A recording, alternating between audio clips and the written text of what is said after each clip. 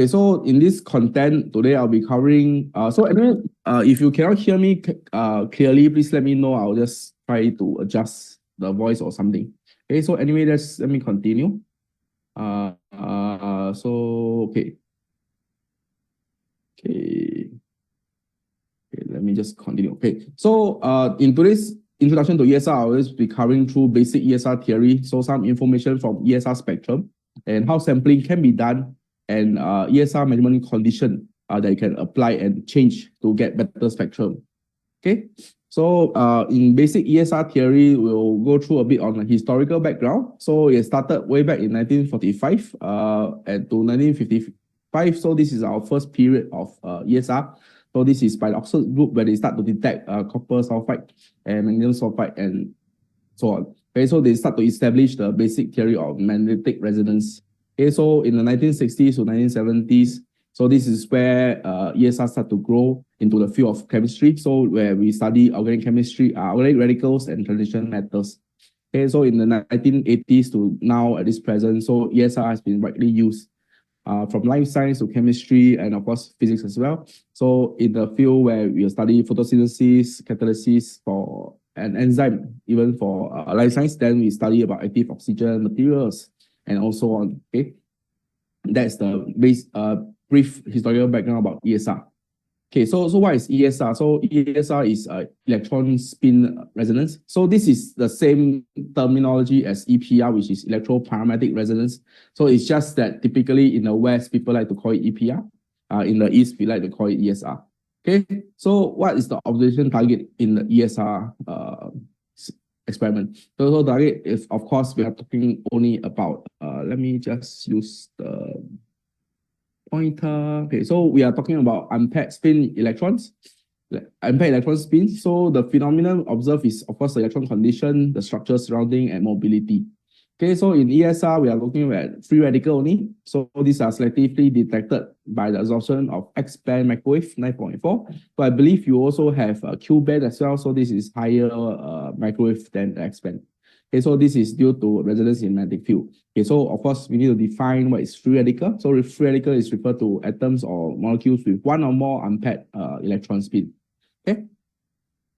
Okay, so characteristic of ESR, so it selectively detects unpaired electron, not affected by sample color or suspension. So you can have a very dark sample and it still work. Okay, so this is something not like what you observe maybe in HPLC where your sample, if too diluted or too concentrated, it cannot work. Okay, so this is also a non-destructive method. So your sample can be recovered after the measurement itself. And of course, there's higher sensitivity when compared to NMR itself. So this is what we can see that the detection can go down to 10 nanomolar in aqueous solution. Okay, so let me go through a brief introduction on the system configuration itself. So this is what you generally will have in your ESR system. So I believe you have X320. So this is something what you have. So of course, what you have here is firstly your microwave generator. So this is where your microwave will go in. Then this is your electromagnetic. So this is where your magnetic field is being provided. And of course, you need a spectrometer. This controls the magnetic field and microwave condition. And of course, last but not least, your PC. So this is where you control the ESR system by itself. So in ESR, all you need to do is to apply the microwave in, then the resonance will come out. Okay. Okay. So without magnetic field, of course, this is something like what you observe in NMR as well, but this is all now in electron spin. So without magnetic field, B0 equals 0. So in the absence of magnetic field, the unpaired electron spin are oriented randomly in NMR. Okay, so this is now electron spin. Okay, so once in the applied magnetic field with a magnetic field applied, so then in the presence of magnetic field, the unpaired electron spin are split and oriented parallelly or anti-parallelly to the magnetic field itself. Okay, so let's observe what happens. So this is now in magnetic field.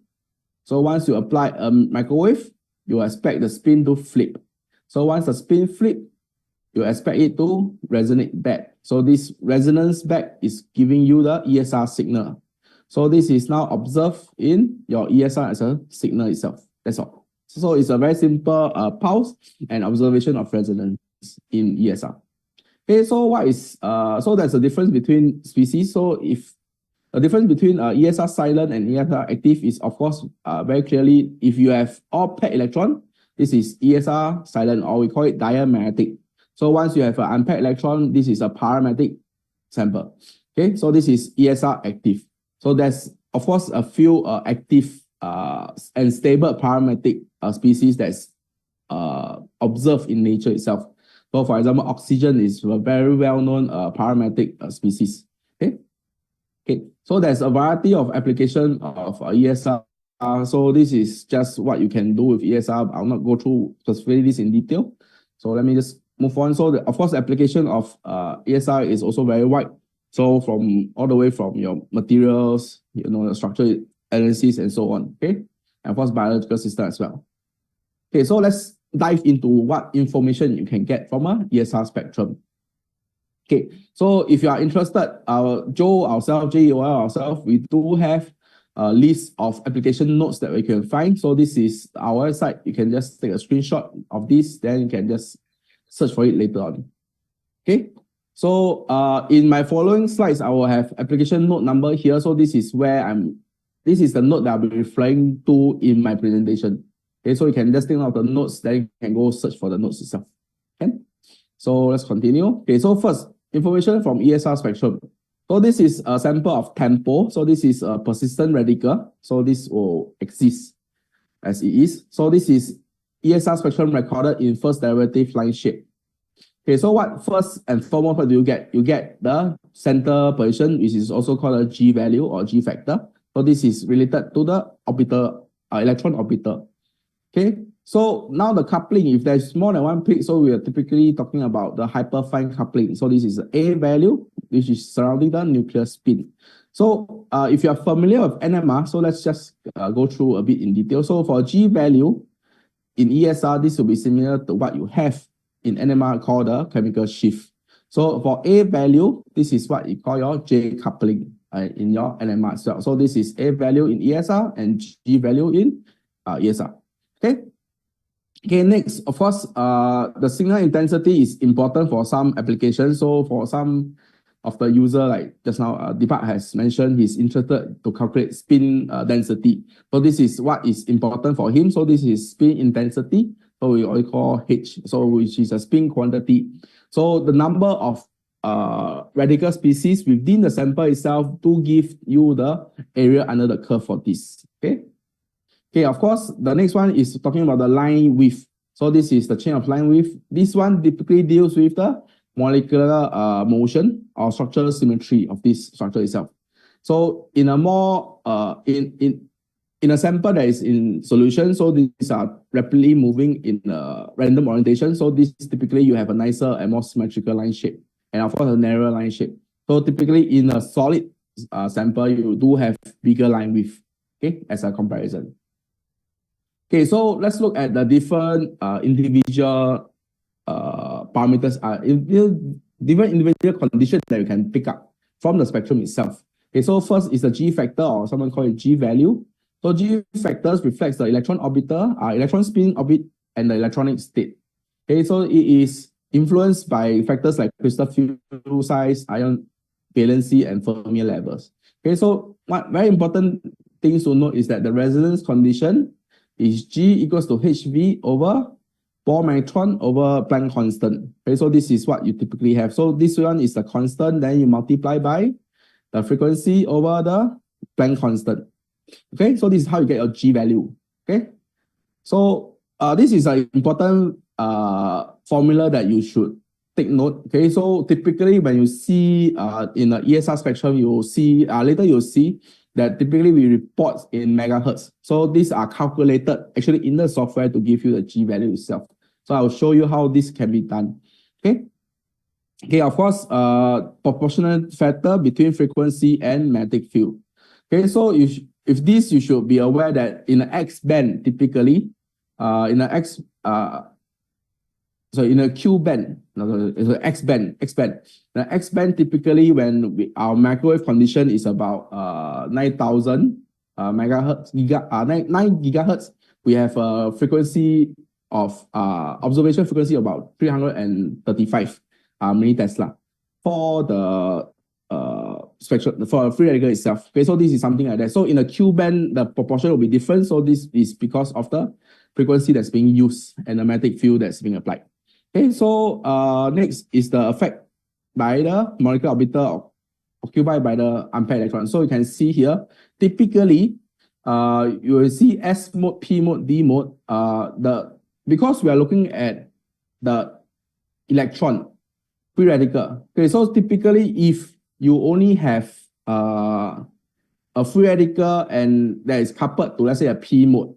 Okay, a P mode is where the electron density at the null point is almost zero. So therefore, for P mode electron or D mode electron, typically you will not see any coupling towards the nucleus itself because nucleus is in the middle. Okay, so this is a probability when the electron is almost zero. Okay, but so if your electron is existing in a S mode, so typically you can find the coupling between the electron and your nucleus itself. Okay, so that's for a typical example. Okay, so just further note about G value, which is similar to chemical shift, as I mentioned earlier. So organic free radical typically maintains a value close to G equals to 2.0023. Okay, so these are very fixed value. Okay, so although G value can deviate from GE, as unpaired electrons are distributed over heavy atoms like carbon, oxygen, and phosphorus, and sulfur. So G value for free radical organic free radical that are significantly greater than 2.1 are rare. So if you sometimes get 2.1, maybe your calibration is a bit off. Okay, so that is what you must maybe you can use your marker to confirm the chemical the G value shift. Okay. So conversely, G value for transition metal, so they change due to a lot of different factors like your ligand field effect. So the values for these can be vary widely. Okay, so it can be less than 1 or greater than 4 for transition metal. Okay. Okay, so these are just a list of typical G value for organic radical. Okay, so these are what you can see. Anyway, there is no databases on a different G value for a different radical. So because this does change a bit in the presence of, let's say, solvent, temperature. So it's typically challenging for researcher to propose a full and comprehensive databases of the different radical. Okay, so typically what you can find is just like this in this paper that is published. They will just report a few of the radical species that they observe, and they will report this G value as a table by itself, and that's typically what you can find. Okay, so a general database I think is not possible in. Okay, so next, after G value, we talk about hyperfine interaction. So this is also what we call the A value. Okay, so this is similar to what you have in your NMR as well. So this is a coupling. Okay, so if you have a free radical here, so this is 1. So if you have a free radical with a nucleus, let's say a proton, so the coupling will be 1:1. So this follow the Pascal triangle. So this 1, 1, 1, 1, 2, 1, 1, 3, 3, 1, and 1, 4, 6, 4, 1. Okay, so this is what you have in the Pascal triangle. Okay, so of course, for coupling to happen, you must have nucleus with magnetic moment. So this is what you are very familiar if you are running NMR. This is your proton, carbon, nitrogen, 15, 14, okay, and so on. Okay, so of course, nucleus without magnetic moment, like you are familiar with, is like carbon 12, oxygen 16, sulfur 32, and so on. Okay, so this is something that you must take note. So of course, if you can, so you can just discuss in this sense. Okay, so anyway, so when we know a hyperfine coupling, so let's say this is an example of p-benzone quinone. So this is run in this condition with solvent as DMF, and radical is generated using electrolytic cells. Okay, so this is the supporting electrolyte. Okay, so this is the proposed ionic radical. Okay, so this ionic radical will have these 5 different peaks. So this is 1, 4, 6, 4, 1. So this is similar to what we expect of a radical interacting with 4 different protons at position 1, 2, 3, and 4. So we can say that with the observation of this spectrum, we can understand that in this radical species, the electron is being coupled to these 4 different protons. Okay. Okay. So moving on, spin quantity. So this is the integration. Okay, so very importantly, spin quantity can be calculated by comparing signal area of unknown sample with ESR signal area of Tempol solution of known concentration. Okay, then this is how we normally do. So this is just comparison between known Tempol solution and unknown sample that you have. Okay, so it's important to note that the comparison of quantification at the same temperature, again, the keyword is same temperature, while discussing the spin quantity is important. Okay, so as the ESR signal intensity of parametric substances display temperature dependency according to Curie's law. Okay, so if you have a different temperature, your intensity will be different, just different because of the Curie's law. Okay, so for spin quantity, the very important key point here is to run the experiment with VT control. So once you have correct VT control, then your data will be reliable. Okay. Okay, so now let's look at the different change in line shape with solvent. How line shape is being affected by solvent itself. Okay, so G factor tends to decrease in polar solvent, and this is known that in polar solvent the density of unpaired electrons on natural atom increase the A value. Okay, so this is line width is considered to reflect the interaction of the solvent due to the difference in the rotation correlation time of the sample itself. Okay, so this is just some example here. You can see these are all Tempol, okay, in different solvents. So A is for benzene, this is DMF, and this is ultra pure water. Okay, so if you look carefully at the G value doesn't really change. So like I mentioned earlier, why database is not possible, because solvent does slightly change the G value. Okay, so then the A value also changes because of the different interaction. And lastly, the line width does changes as well. So you can see that the dielectric loss of benzene DMF to water is in this relationship. So the larger the dielectric loss, the smaller the integration ratio. Okay, so the smaller the value also. So then again, it's not a fair comparison. Let's say you are comparing Tempol in water with, let's say, your unknown in benzene. So this is not a fair comparison. So again, this is an important factor that you must important parameters I must take care when you're running your spin quantity. Okay. Okay, so then also next we can observe the change in line shape with concentration itself. So you can see that as it is a powder, you can see your solid kind of line shape. So these are just broad peaks. Okay, as the concentration reduces, you can get a very good and well-defined spectrum with hyperfine coupling interaction. Okay, so if you want to observe hyperfine coupling interaction, it's therefore important to dilute and sample to appropriate concentration. Okay, so there is no clear guide on how much concentration to use, because typically the spin concentration is relatively unknown unless you have sample like Tempol. So Tempol is where we assume that 100% it is in free radical state. Then that's why we can use, let's say, 0.002 molar per liter, then we can find a good concentration and observe the good spectrum. Okay.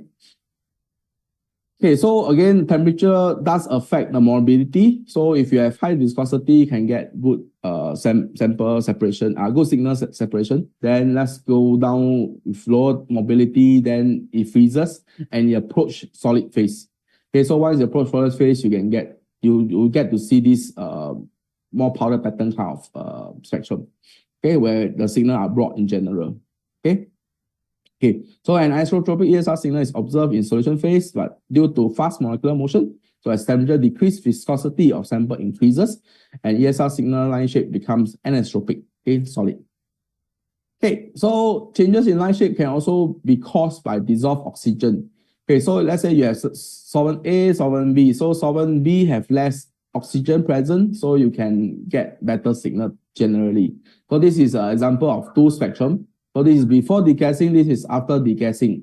So this shows the importance of doing degassing for your sample for you to observe the hyperfine coupling. Okay, so because oxygen itself is parametric again, like I mentioned earlier. So with this, you increase the relaxation speed of your sample, then hence cause broadening to happen. Okay.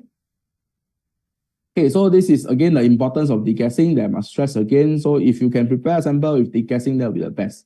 So again, this is just an example of before degas, after degas. Sorry for the poor quality. Okay, so let me move on. Okay, so we have looked at the different parameters, the different information that we can draw out from ESR itself. So let's look at the different sampling technique that you can do for your different sample that you may have. Okay, so there's various sampling sample tubes that is available. So of course you have your standard sample tube. So these are typically 5 mm in diameter, and the length can be 30 cm. Okay, so you have sample tube with smaller diameter. So this is as such, and capillary tubes. And of course, if you are working with pure aqueous sample, so aqueous sample cell is important for you. So if you're working with tissue, we have different attachment for it as well. Okay, so just point to note that in ESR, mainly all your sample tube are made of quartz. Okay, so these are typically more expensive than what you have in your NMR tube itself. Okay, so your sample can be in gaseous state as well. So if you have a gaseous state, you can just observe the ESR signal. So of course, this is not this is a spectrum of actually oxygen itself. So from 0 to 135 milli-Tesla, if you just run the ESR without any sample, this is what you can observe actually with the whole with just the system itself. Okay, so because the oxygen will be inside the cavity, and this is what is observed. So that doesn't really affect how we collect data, because so you can see here, this is the region typically that we are interested. So this is about 335 milli-Tesla, like I mentioned earlier. So this is 335, this background is relatively flat. So it will not affect the observation of a organic radical at this position. Okay, but of course, if you need to do a full range, let's say you are going to 440, 510, and so on. So this is where your baseline starts to get distorted because of the presence of oxygen. So to remove this, you can actually replace the oxygen with nitrogen gas. So you can just flush the cavity with nitrogen gas. Okay, so to get a more flat background. Okay, so sample preparation in solution. So solution may be subjected to restriction on volume, sample. Okay, so shape and sample tube due to dielectric loss can also be a problem. Okay, so when observing specific radical in solution sample, it's recommended to use solvent with low dielectric losses. So if a sample with significant dielectric absorption is used, it's essential to minimize the sample volume to prevent the loss in sensitivity. Okay, so for example, if you are looking at water, DMF, those are solvent with high dielectric losses. So those are typically what we try to avoid if you can. But of course, if your sample is only soluble in aqueous media and let's say ethanol as well, so there is no choice. So you have to use slightly smaller. You need to reduce the volume that is being used to observe. Okay, so what we do here is, let's say you have standard tube. So if you have standard tube, you can see that using just standard tube, 4 mm diameter, inner diameter, and 10 microliter of sample, you get very, very low signal intensity. So by just reducing the diameter of your sample,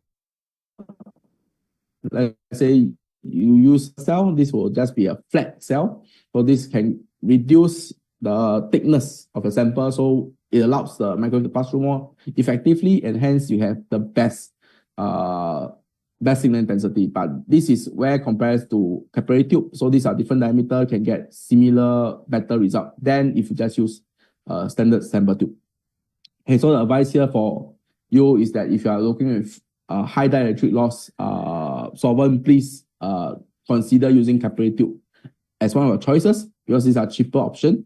Then if you do have more data and you need better sensitivity, I do advise you to use aqueous sample cell. Okay, so solvent choice is also something that we should consider. So this is just what I prepared and to show you. So all solvent can be used to prepare ESR sample. Okay, however, preparation of sample with various solvent will be different. So the most of the polar solvent does have high dielectric losses, which make them not suitable to be used on the 5 mm itself. So like I just mentioned, you should use it in a capillary tube, okay, or flat cell best.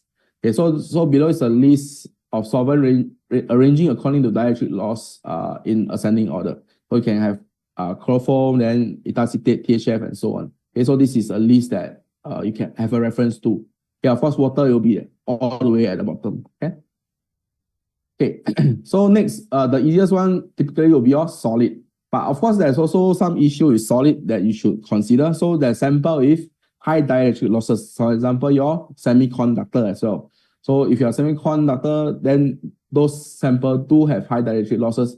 So what you can do is just to try your best to minimize the sample within the tube itself.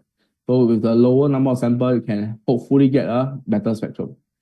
And of course, a sample with high water content. So this is, for example, a food sample. Let's say if you're working with some food sample, so just to take note, please dry your sample before you use it in your tube itself.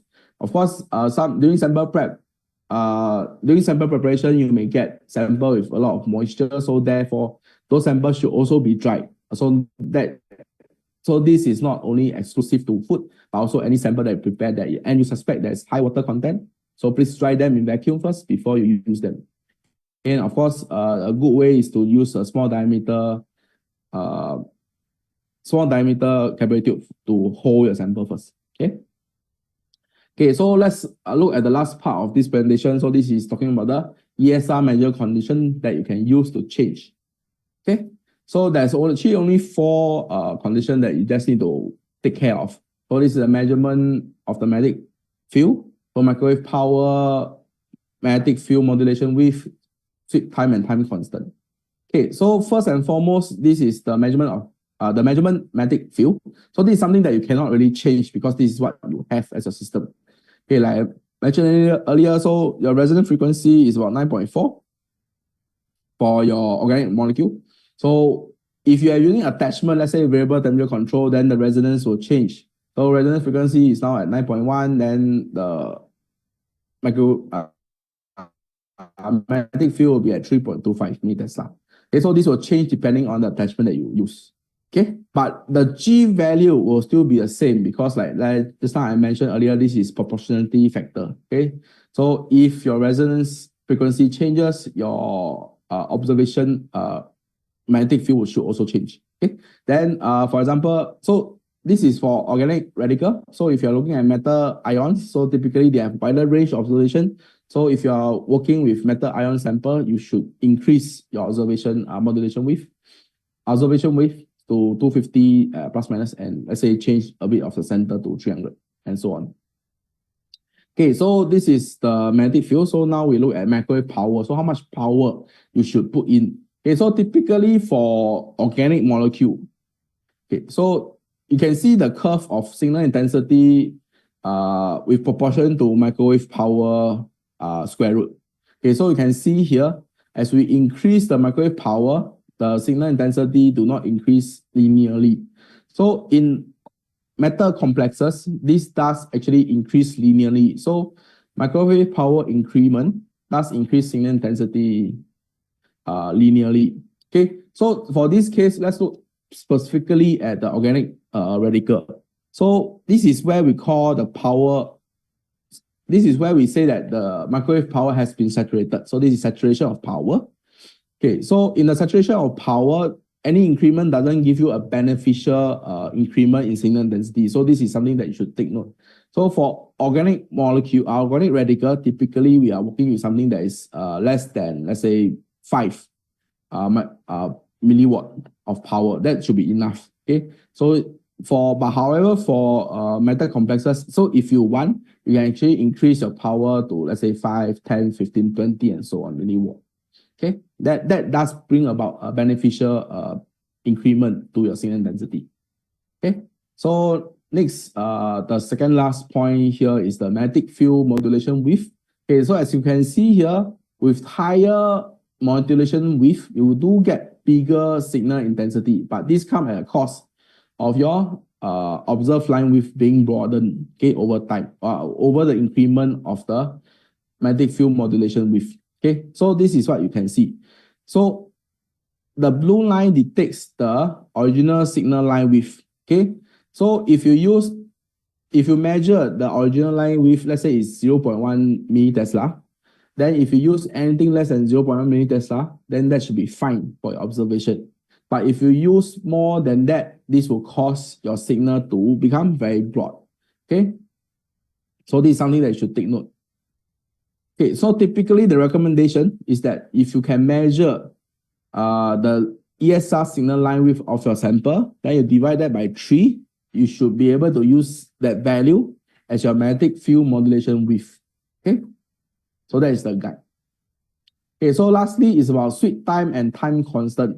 As you can see here, the higher the time constant, the better the signal intensity, the better the resolution it gets.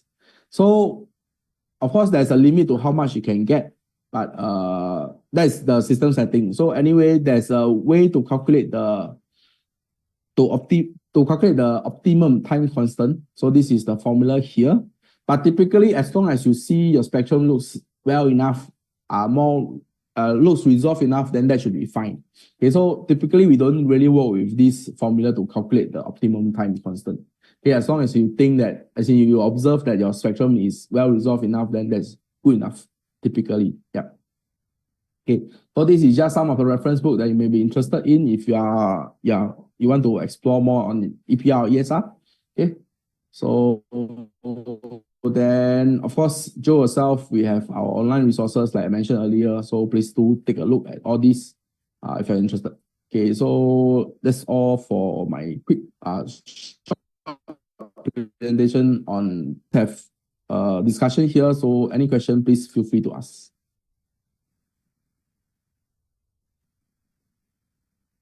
Hello, sir. I have a question. Hello. Yep. Just want to know that when we compare the ESR area for the spin density calculations, yes. Should the measurement parameters should be same, like yes, the modulation? Exact same. Correct. It should be exact same because as you can see here, change in modulation change the signal area, so it can become higher in your value. And so also yes. Like in some samples when I do, yes. There are no signal when we increase the modulation width and the time constant. Yep. We get a signal. Yes, so yes, as we were saying that there is a how we can be sure that it is the correct signal of the sample. Okay. Like because it is that for higher modulation width, the sample attenuation increase. Yep. So let me just show you this. I will open. Let me open a data on Tempol. Okay, so give me a moment.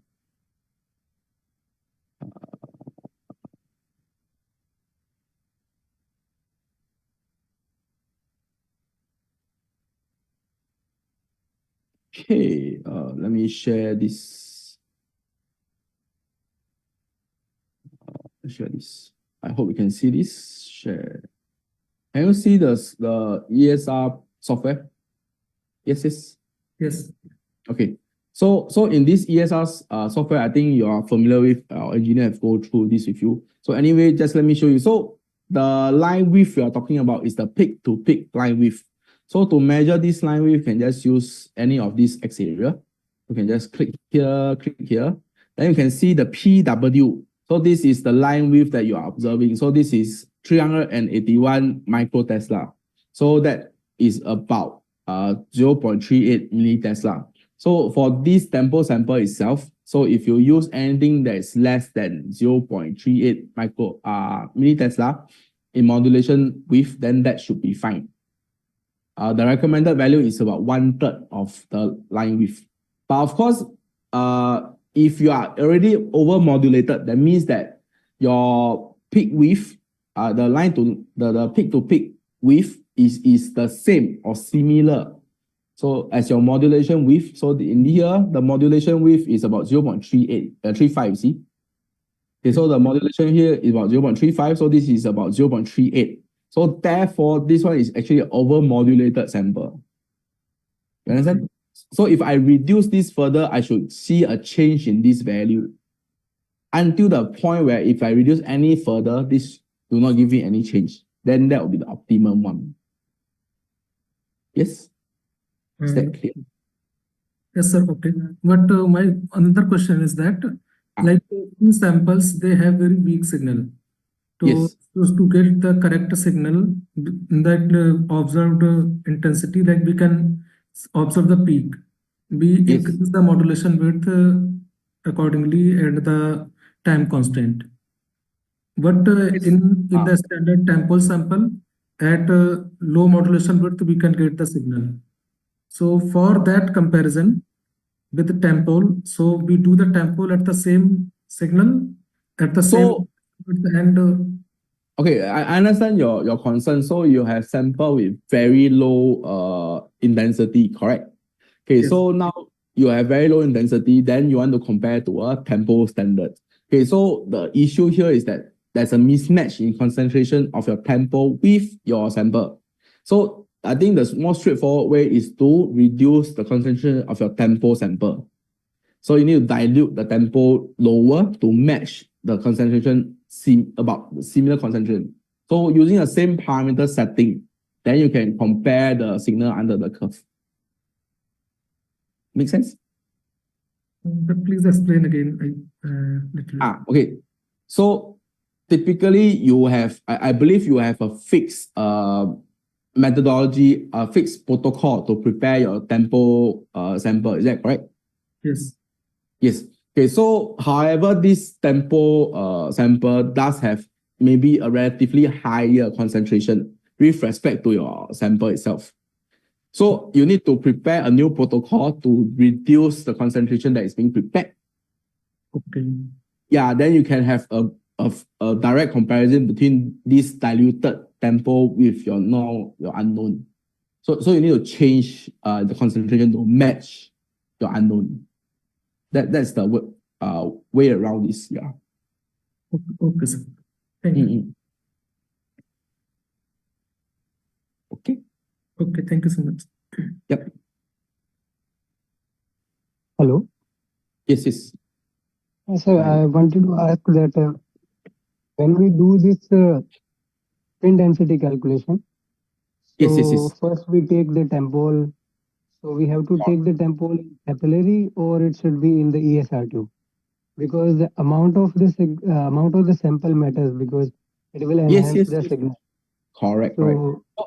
So it depends on your tempo. Is it in benzene? Is it in water? So if your tempo is in benzene, I think you shouldn't have too much problem running in the capillary tube.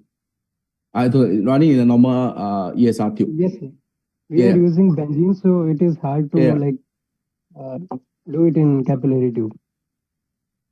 Sorry again, can you repeat? So we are preparing the Tempol in benzene, so it is hard to prepare it in the capillary tube.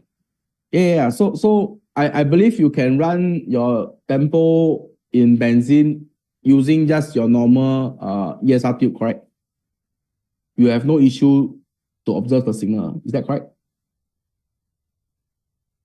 Yes, sir. We are getting the signal. Okay. Yes. So in this case, right, because your concentration of spin is important, is also important. So let's say if you put in 0.5 ml of sample into the ESR tube for your tempo, then you must match in corresponds to your unknown sample in solution. So however, that being said, let's say you have tempo with known height, then you just want to compare it to your unknown. Okay, so let's say the unknown is in solid. That is fine too, because you just need to put enough sample into a tube, then it's within the observation range.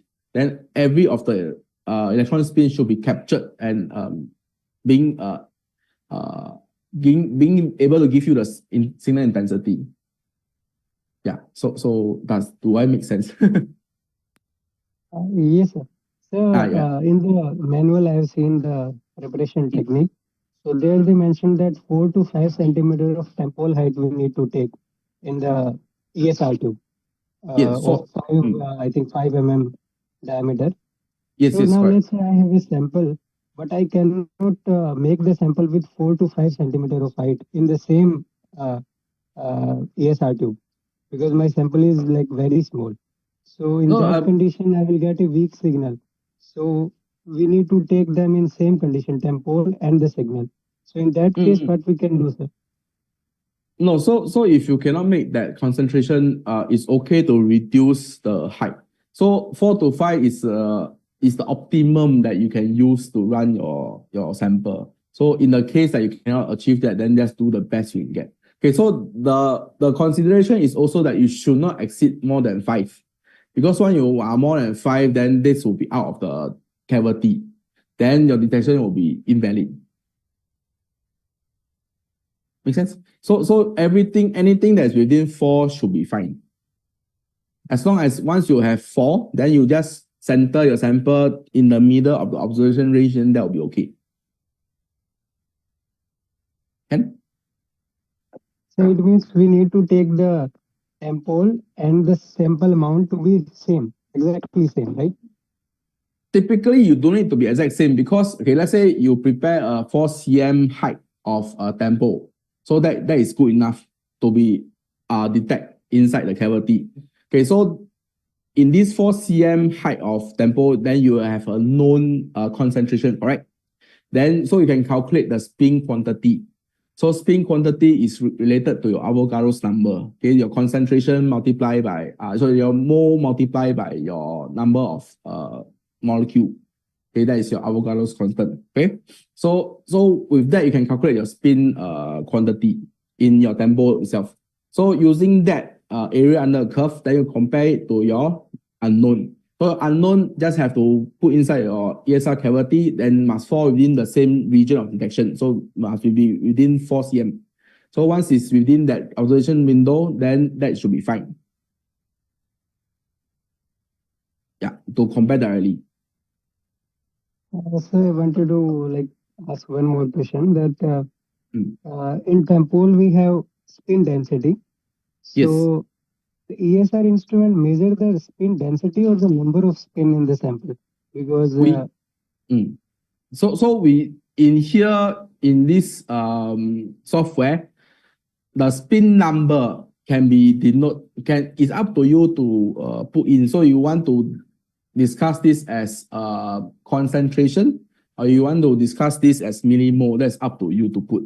So this is just a relationship. So the spin density that you calculated can, let's say for Tempol, let's say you just say that this is 10,000. So you can just put a 10,000 here. Then the signal that is being observed. So let's say I just put a signal here. So I'll just mark here to here. So this is my Tempol signal. Then I integrate. This is my standard. Okay. So this is what I get for my signal intensity. Okay. So once you have this, then you can calculate your unknown. Then you can integrate your unknown. Then after that, the spin calculator, you can calculate the relation. So you can calculate out the value that is given to you. So based on the spin integral, signal integral itself. Okay. So this will give you a different value based on the number that you put in. Make sense? And yes, sir. And when we measure this signal and the Tempol signal, so in that case the sample should be same, right? So we should focus on the same height, same weight, or same volume, because that will create some problem in the calculation, I think. So okay, so your calculation of area, right, must have the same width. So your sample must fall within the region of your Tempol itself. So this is your whole Tempol. So let's say you can do a wider observation. So let's say your area, you can just say as here. Sorry, let me just remove this. Okay, so let's say I have here to here. So let's say your sample signal is here. So that is fine also. So your integration will be from this point to this point. So every curve will be captured. The signal intensity will be calculated. Then they'll be applying here. Okay. Then this is the value that you can get. So then your unknown sample using the same window, then just apply your spectrum onto the processor here. Then they can give you the signal intensity of the unknown itself. Then that should be fine. Are you okay with that explanation, or are you unsure? So actually, I was asking for the sample preparation part, so not the signal part. Okay. So he's asking that if the volume of the Tempol and the sample should be same or don't need to be same. There's no need to be the same.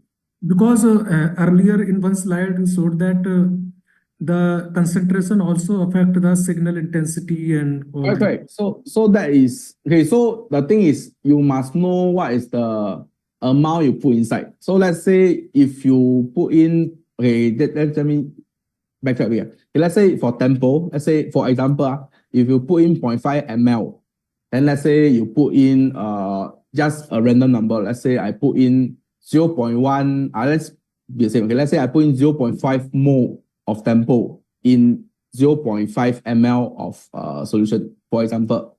Okay, then using this sample, I put everything into my ESR tube already. Okay, so this give me about a 4 cm height.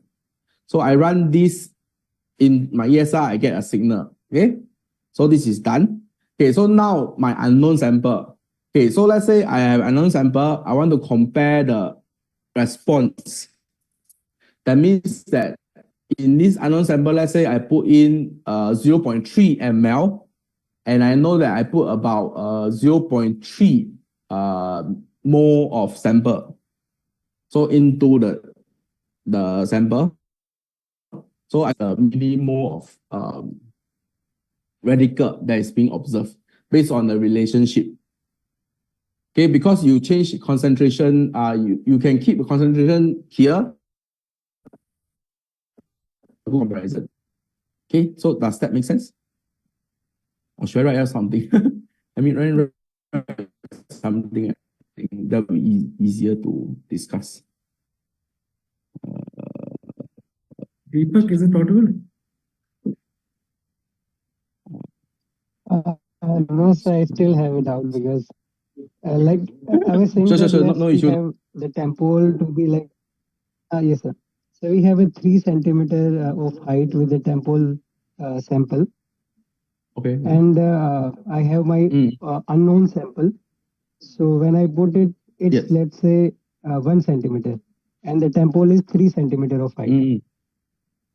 Right. So in that case, can I measure the Tempol and the signal and compare their area and calculate the spin density? Is it all right, or I have to take 1 centimeter height? Both should be the same, or they can be different. Okay, so it depends on what information that you know. Okay, so for example, okay, you have 3 centimeter of tempo. Okay, then so 1 centimeter of, let's say, unknown. Okay, so let's say this sample volume is 0.2.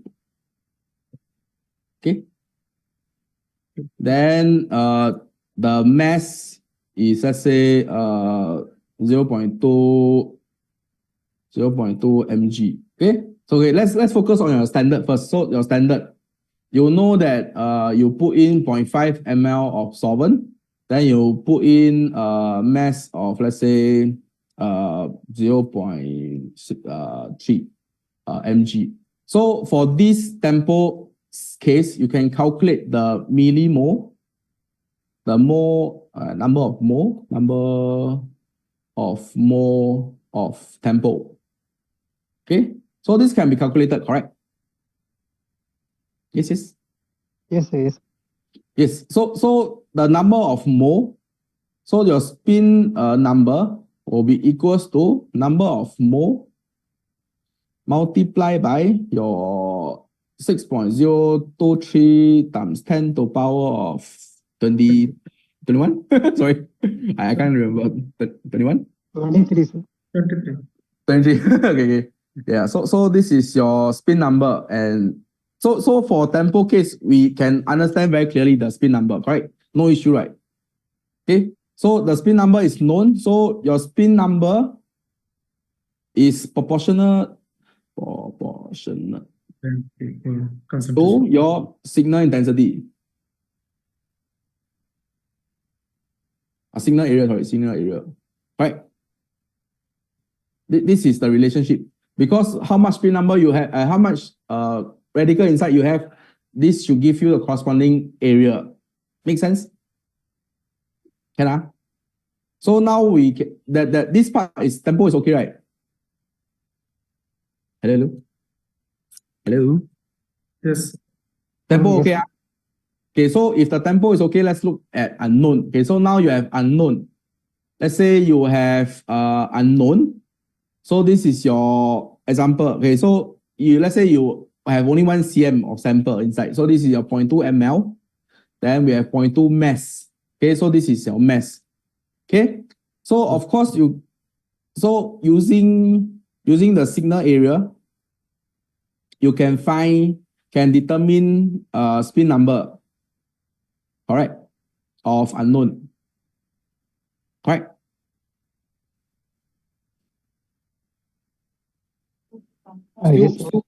Still clear? Still following me? Okay, so once you know the spin number of unknown, then you can find the number of millimole, correct, of radical, correct? So your spin density will be the radical over your mass. Okay?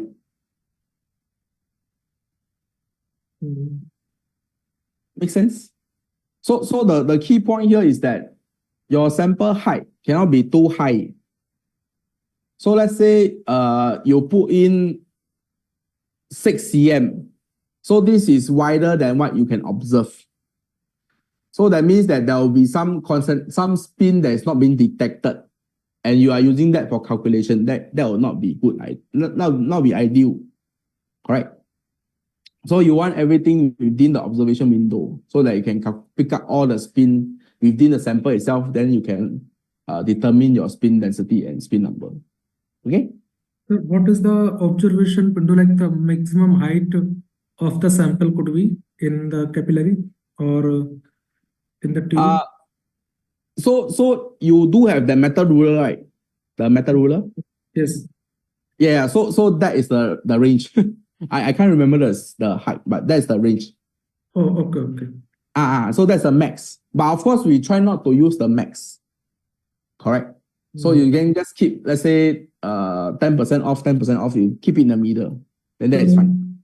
So what the Deepak was actually asking, that does the sample height in the tube affect the signal intensity and area or not? The sample height, okay, so the thing is how high is it? So if it's within the observation window, then the height will be affected based on the amount of sample inside. So the problem is now if you put too much, then this is now the sample height. Just let me draw something.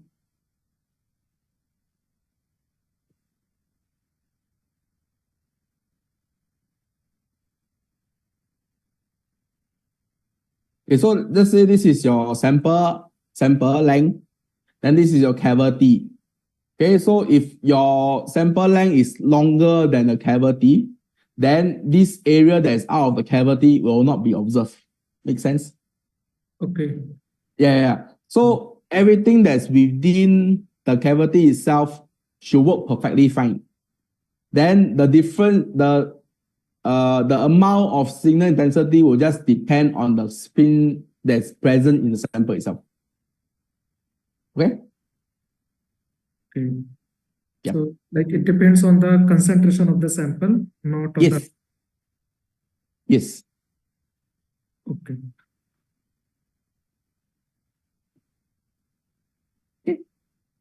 Okay, sir. Yes, sir. Now it is clear that we only need to know the concentration of Tempol and our the amount which we are putting it, into the tube. Yep. Yes. Sorry, is that a question? Sorry. Sorry, is that a question? I was just confirming it. Okay. Thank you. Okay. So any more question on this? Also, sir, I want to know that can we do for thin film? Thin film. So thin film is challenging firstly because typically the surface tends to trap a bit more moisture. So you have your problem with water with thin film. Okay. So if it's possible, try to dry your film as much as possible. Then you try to roll the film into a cylinder. Then you can drop it inside your ESR tube. Okay. That is the best case scenario. But typically, I understand that your film will just expand out, so it's very hard to push it inside. Correct?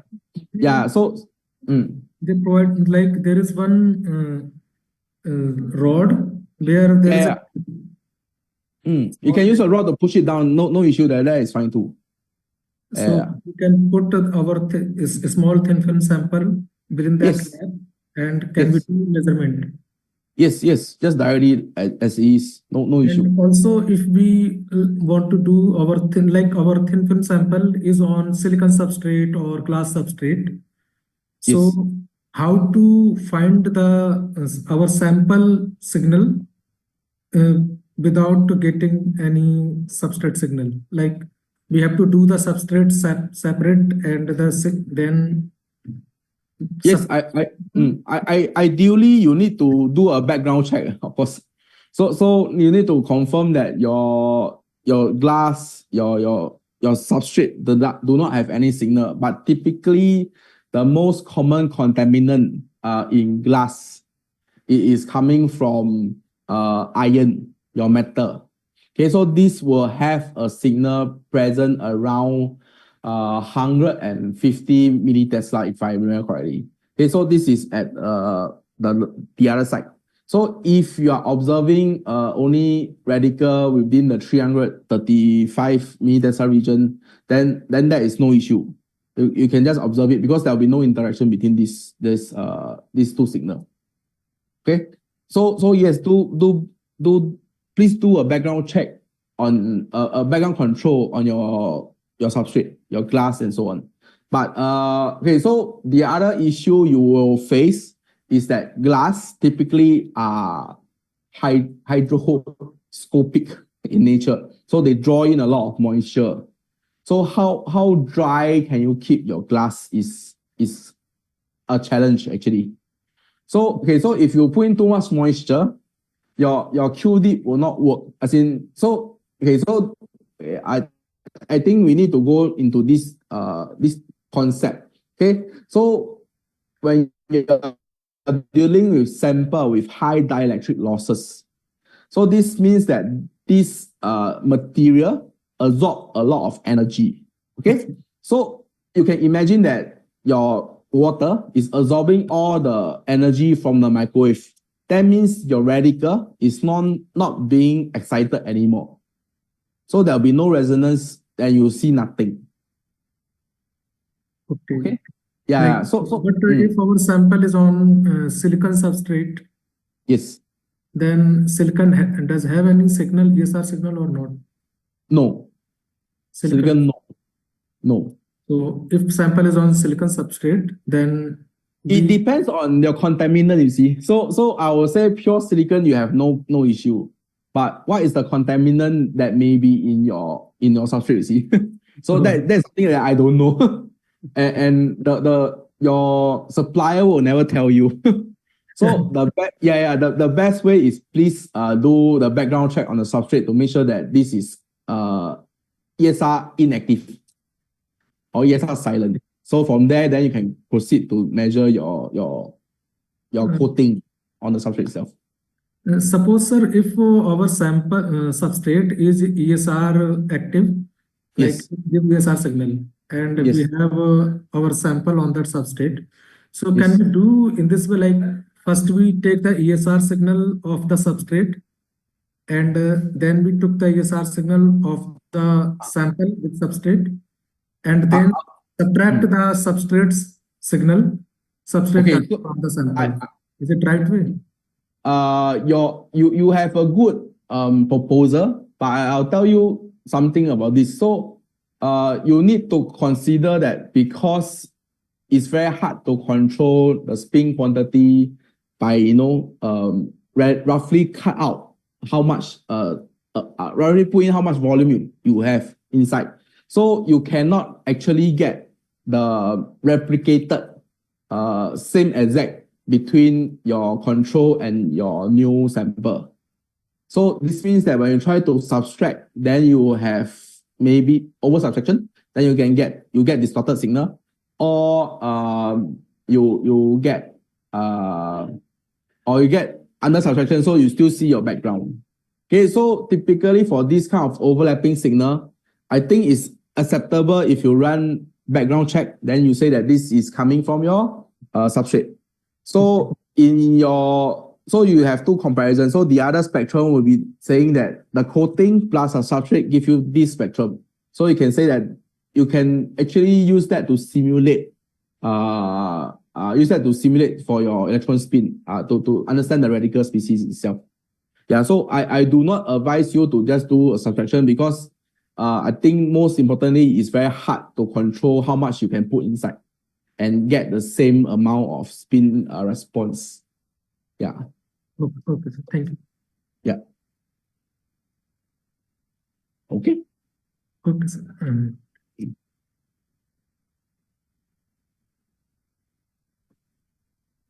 Any other question? Sir, can you please show us how to choose the signal area and the marker area when we okay, so so typically the area that you just want to choose is that you have flat line. So this is baseline, good baseline, good baseline. Then your signal will be just in the middle of it. Then that is the best. Just as simple as that. Can? Yeah, so there is no right or wrong way. So as long as your signal is flat enough, then that is good. So in the event where you have baseline distortion, so let's say your signal starts from here, then it moves up, then the baseline on the other side is here. So for this, then there'll be some distortion. Then what you can do is, of course, you can do manipulation, you can do baseline correction. Okay, so you can do baseline correction such that your baseline is now flat. Then you can use that data to calculate your area. And it's more effective that way. Okay? and sir, there are two ways to calculate spin density in the software. One is with the ESR marker, and the other is without the ESR marker. So without ESR marker is okay. We just have to measure the Tempol area and compare it with the signal. But when we have the ESR marker, so in that case, we need to. For ESR marker, you need to separate. You need to separate. So you need to run one experiment. You need to run one without the sample, and you need to run one with the sample itself. So two spectrum. So one with the marker, the other without the marker.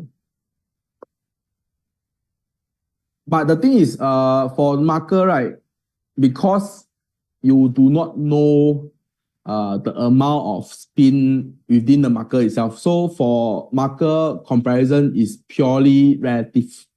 So let's say you have unknown A, unknown B, unknown C.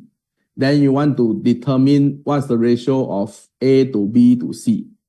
For that, you can compare the marker intensity to A, then marker intensity to B, marker intensity to C. So with that, you can calculate A to B to C. So that's relative. Okay. So for Tempol is where you can only do absolute, and it's where you can do absolute. Okay. So you can, because the Tempol concentration is known, so you can calculate what is the response according to the spin quantity. Okay. Yes. Do I answer your question? Yes, it means we need not to use the ESR marker in that case, right? If we have the Tempol signal. So can you repeat again? So if we have the Tempol signal and the sample signal, so we need not to include or use the method in which we use the ESR marker. So for that, you don't need to include the ESR marker. Okay, but the marker is important to do your G value correction. Right, that is where your calibration comes in. This one. Okay, so if you want to report the correct G value, then you need to have your ESR, the manganese marker, placed into the sample itself. Then you can see that. Let me see if I have any data on there.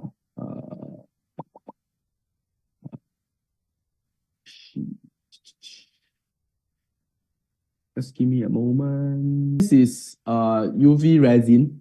So this one is the marker. You can see the marker here. Okay, so if I want to know the exact G value of this plot peak, then I need to calibrate using the marker itself.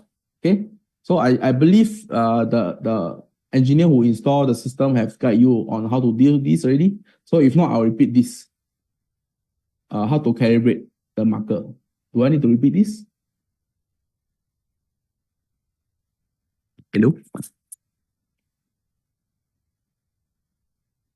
Hello. Sir, it would be nice if you explain. Okay. Also. Can. So anyway, okay, so let me just also show you one more thing. Right? So this one is the background, right? So you can see that the baseline is not flat. So you can see the baseline is here, then the baseline is here. So it's not perfectly flat. So what I want to do for this is also baseline correction. So I can do this. So this is the baseline correction. So you can just choose the whatever order you want. Okay, so first and foremost, you can follow the guide. So this is first set X area. So this is where you want to set your background. Okay, so let me set this X area. So let's say I set here to here. Okay, then I show background. So let me put more.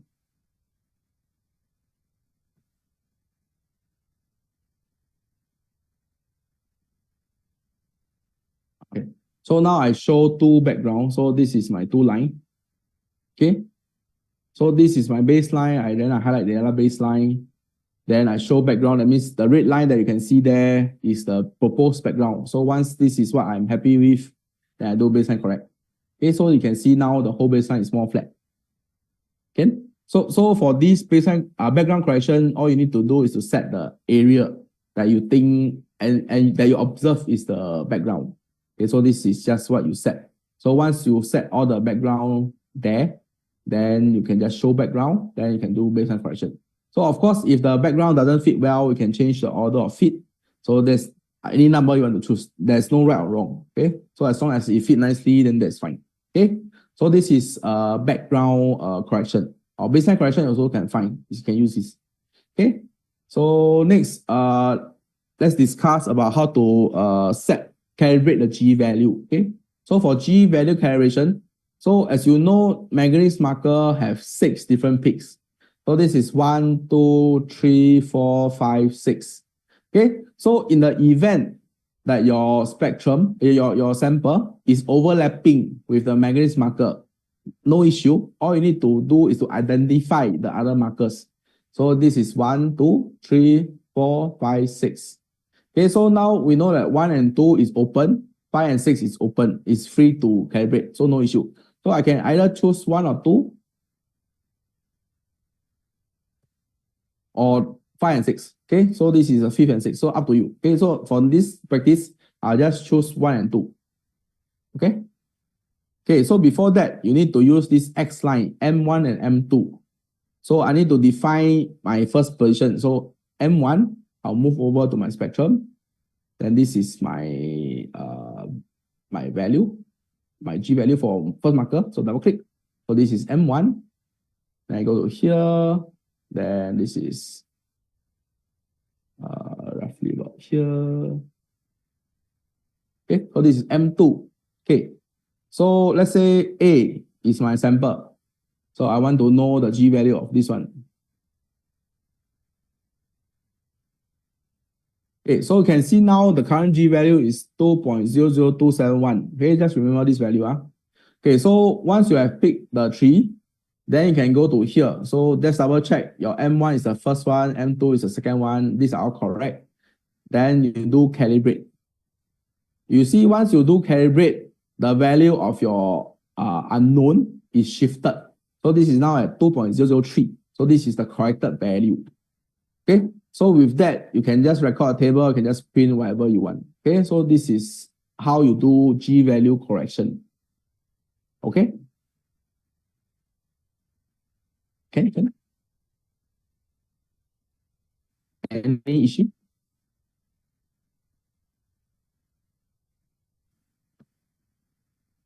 Hello. Okay, sir. Yes, it is. Is there will be separate session for the data analysis? Yes, it is tomorrow actually. So, but it depends on you guys. So, actually, to be honest, this session is more on Q&A. So, I will try to answer your question. Then, data interpretation, I only have a small part, so that maybe about half an hour, 1 hour. I'll cover that. Then, the rest is up to your question and answer. Yeah. So if you want, we can continue today to finish.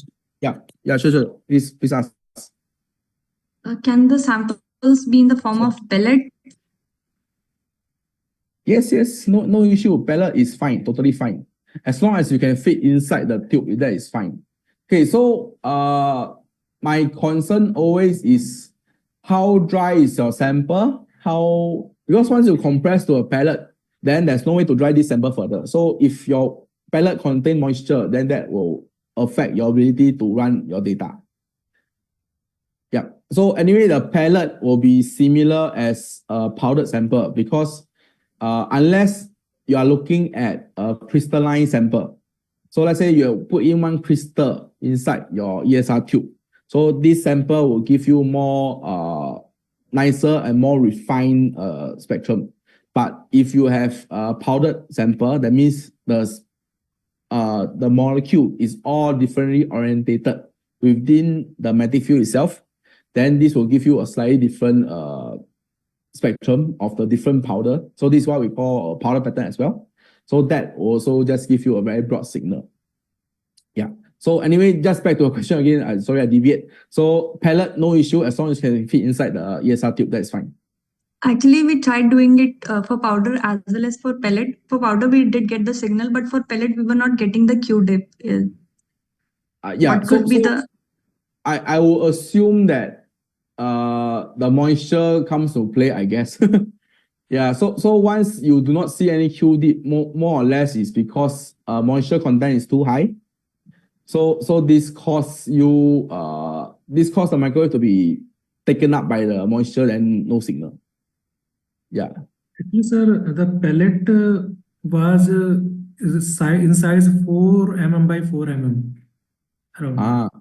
So okay. Is that size enough to get signal or should be more height? I would say if you can put in a bit more, I guess. Because Like, just for so I tried with I put the another piece of that pellet. Okay. Like I put 2 pieces in that tube, but still we didn't get the Q-tip. I will assume the process is not very dry because Like, that is your main problem. Also, I confirm that there was some air gap. Like the pellet was not fully tight within the tube because it was in a square, like cubic form. Okay. Does it affect the Q-tip? Like I will see. Okay, so there are two main enemy of ESR is one oxygen, two water. So if you cannot get your pellet to be as tight as possible, you may have trapped air inside. So oxygen will be inside. Then that will cause the relaxation to be shorter, so you get very broad signal or even no signal. So these are the two considerations that you should have when you're making pellet that should give you some signal. Yeah. So but I think so why is there a need for you to convert this to a pellet before you run your signal? Run your spectrum? Because as you mentioned, powder is fine, right? yes. So what's the consideration on doing the pellet first, then to observe the signal? Because we did on powder, but the pellet was sintered at high temperature. So check that is there any change in the structure or nearby behavior. I see.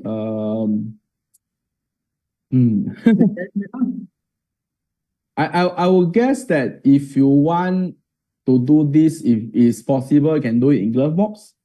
I don't know. Don't know whether it is helpful or not. If you can do this process in glove box. Can we do it on? Can we put the pellet on the sample holder for the crystals? Like it has a small gap. The tube rod has a small gap. Yes. I understand. Personally, I never tried before. I think no harm trying. Yeah, because that one is for crystal sample. Yeah.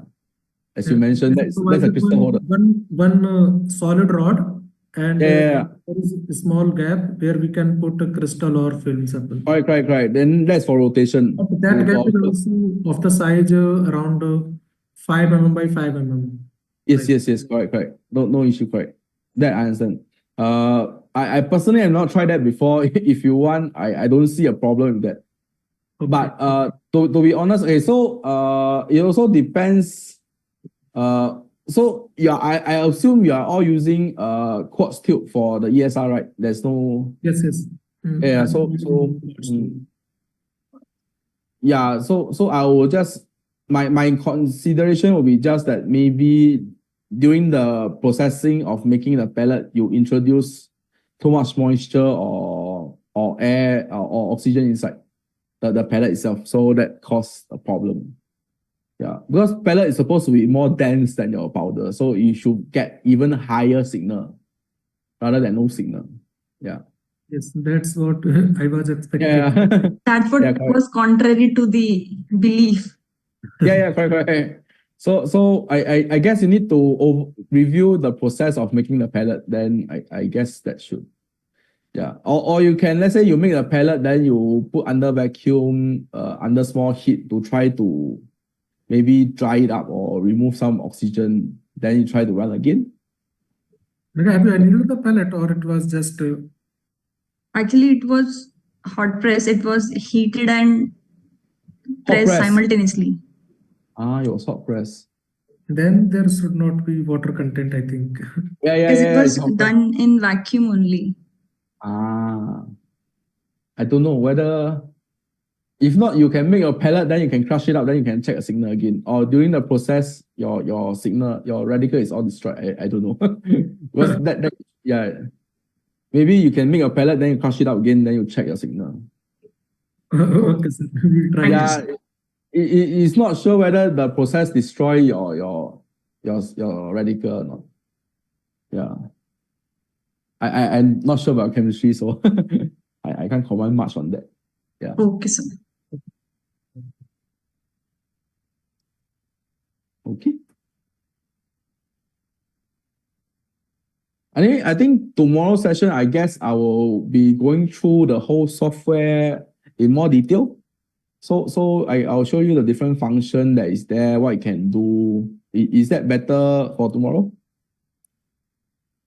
Yes, sir. But today, what will be in the next session, like the space?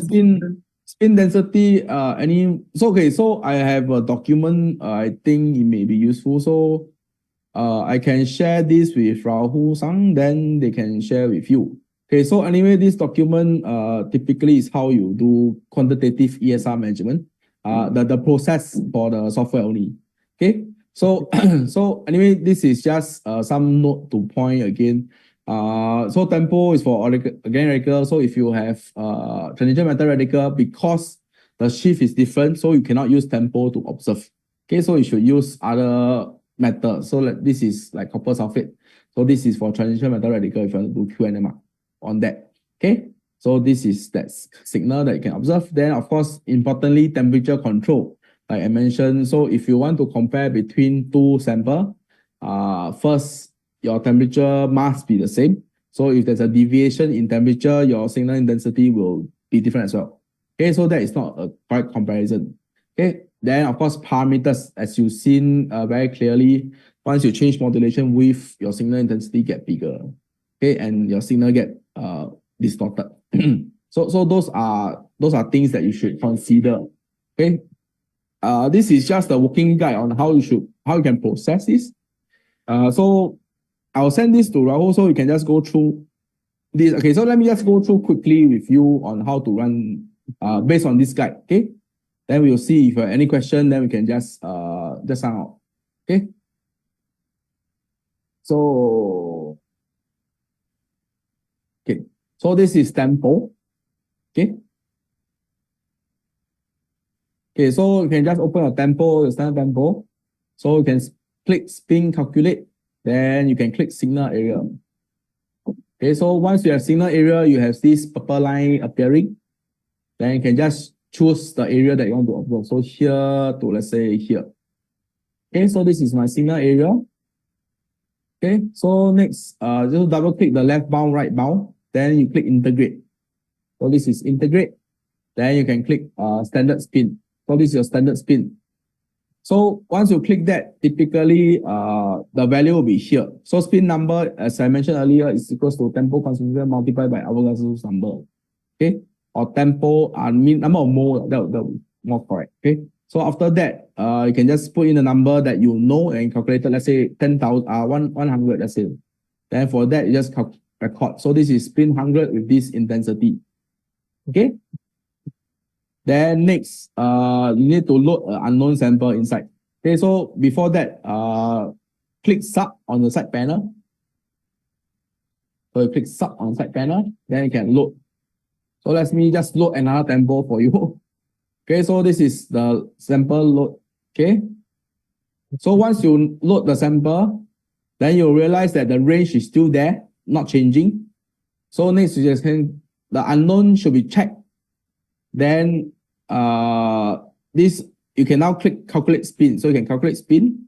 Then this will be your value. Then you can just record the table again. So this is unknown. Of course, because these are exact same data, so your spin is 100. No difference.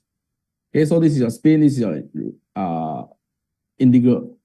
So with that, you can just repeat the 10 to 15 steps, as many unknown as you have. Then that's it. So the operation is as simple as just this document for spin calculation. Okay. Okay. Yeah, I think quite straightforward for QNMR. Okay. Okay, so again, the process, I just have to stress this because this is very important. So the process of getting data, collecting data is very simple, very straightforward. The important thing is always to note the temperature control must be there. So if you don't do your experiment with temperature control, the whole data is invalid. Okay? So just I'd like to stress this again. Can? So that's the first point, the spin quantity calculation. That's about it. Yep. Any question on that? One question, sir. Does the temperature assembly and without temperature assembly will affect the signal intensity? Like, Yes. So like I mentioned again and again, so temperature control is very important for you to get reliable data. So you can imagine in a day, your sample A is done, let's say at 23 degrees. Then the other sample without temperature control can be at 20 because aircon suddenly is stronger, then it cools down everything. So you have a 3 degrees difference in temperature, and that does bring some error in your data. So I do advise again that VT control is important. And typically, I think for most users will keep the VT attachment as a default. It's only when they want to run other attachment, then they will change out. But VT attachment can be the default in your setup. Then you can run VT attachment with room temp or with VT control. So that is perfectly fine. Just to note that with VT attachment, your microwave frequency is about 9.1 gigahertz. Without the VT attachment, your microwave is about 9.4 gigahertz.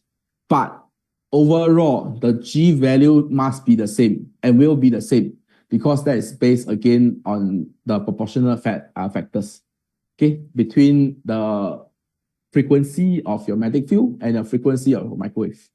So the G value calculation is the same. Yes. So like for if we doing comparison between some samples, yes. so we should measure them at the same temperature. We can Yes. control temperature by yes, VD control, yes, must. That's nice, sir. Yes.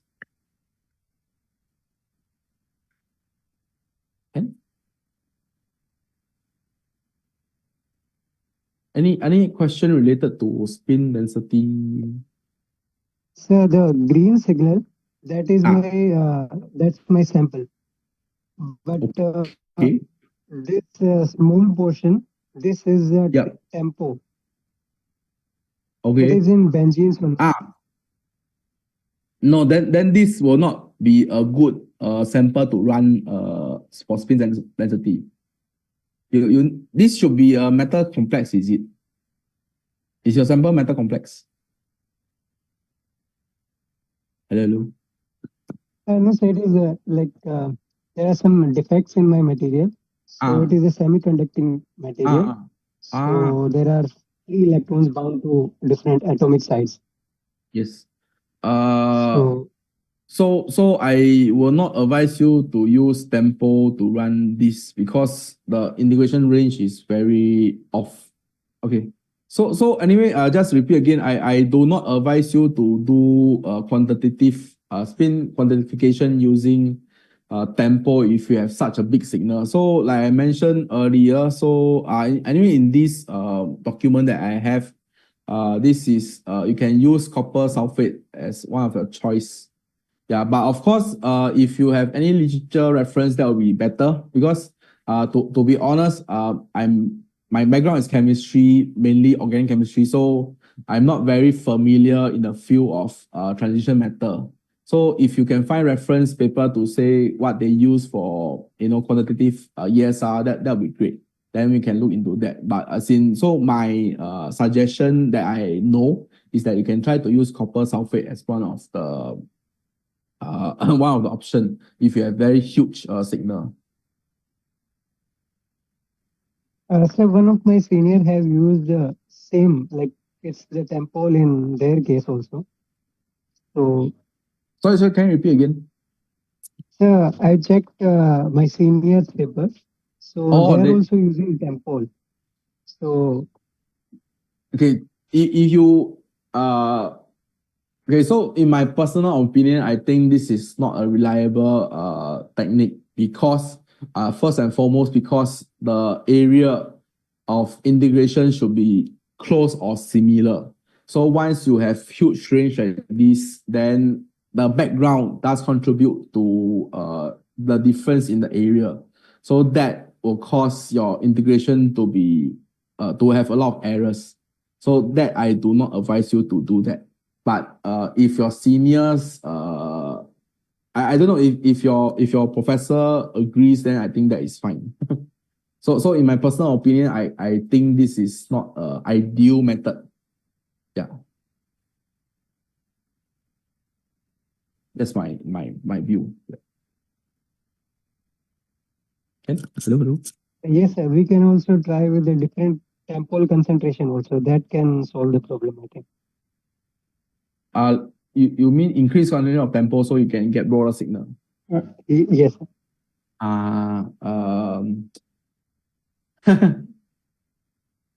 Okay, so I'll just give you my personal view only. So in my personal view, once you have huge signal like this, the accuracy of integration drops. So how will of course we do understand that ESR radical tends not to be long lived forever. So I think it's acceptable that you have some error in your determination. That is fine. So if you want to mesh up that way, I think maybe that is possible. I don't know. So that should be okay as well, I guess. But personally, I will not try that approach sorry.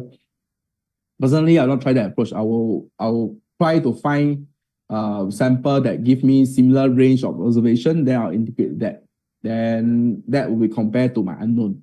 Then I'll use that for my research in that sense. Yeah. So that's my personal view. So at the end up I think it's maybe acceptable. Yeah. Okay. So yes. so any yeah.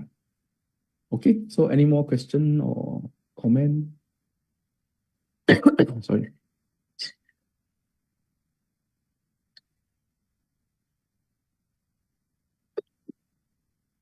Okay. Any more question, comment? Sir? No, is there any more question or comment on this subject? Sir, I wanted to ask one more question. Yeah, no issue. Just so there are two chemicals. One is Tempo and one is Tempol. So Tempol is like cheap than the Tempo, and Tempol is also less expensive. So in my case, I purchased Tempo instead of Tempol because the spin density is same in both cases. Okay. And they both can be dissolved in benzene.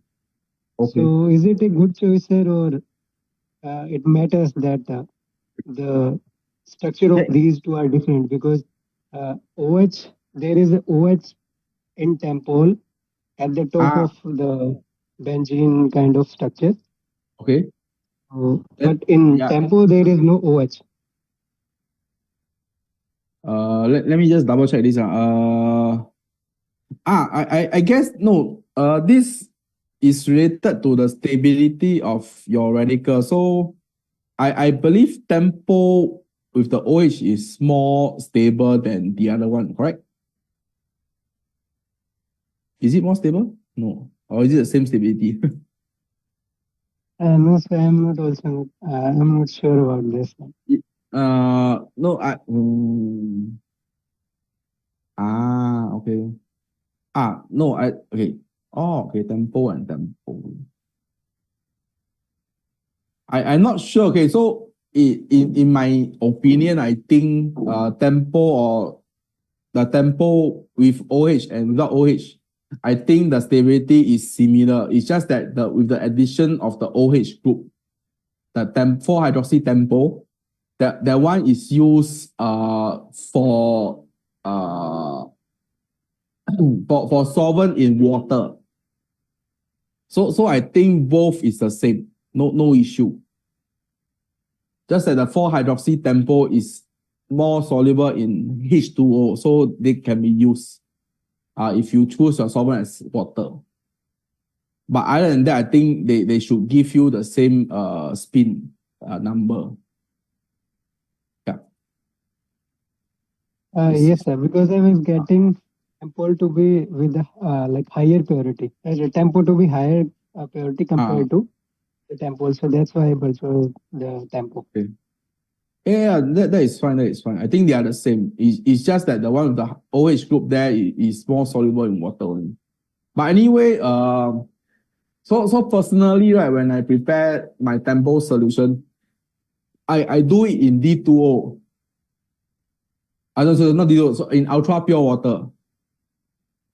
So my Tempol is a 4-hydroxy Tempol with so I can dissolve this in H2O, ultra pure water.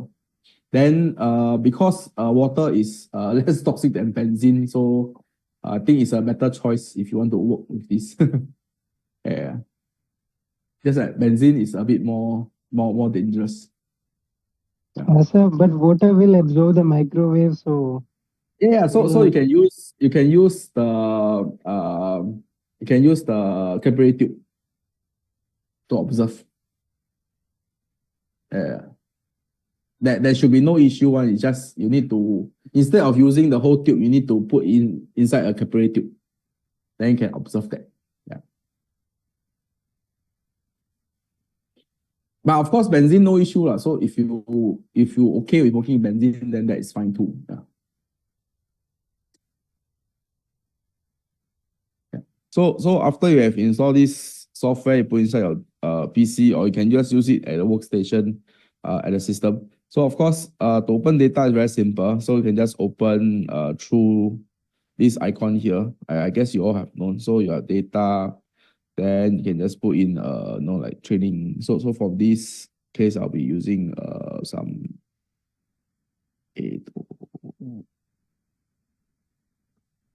okay, so I'll be using this.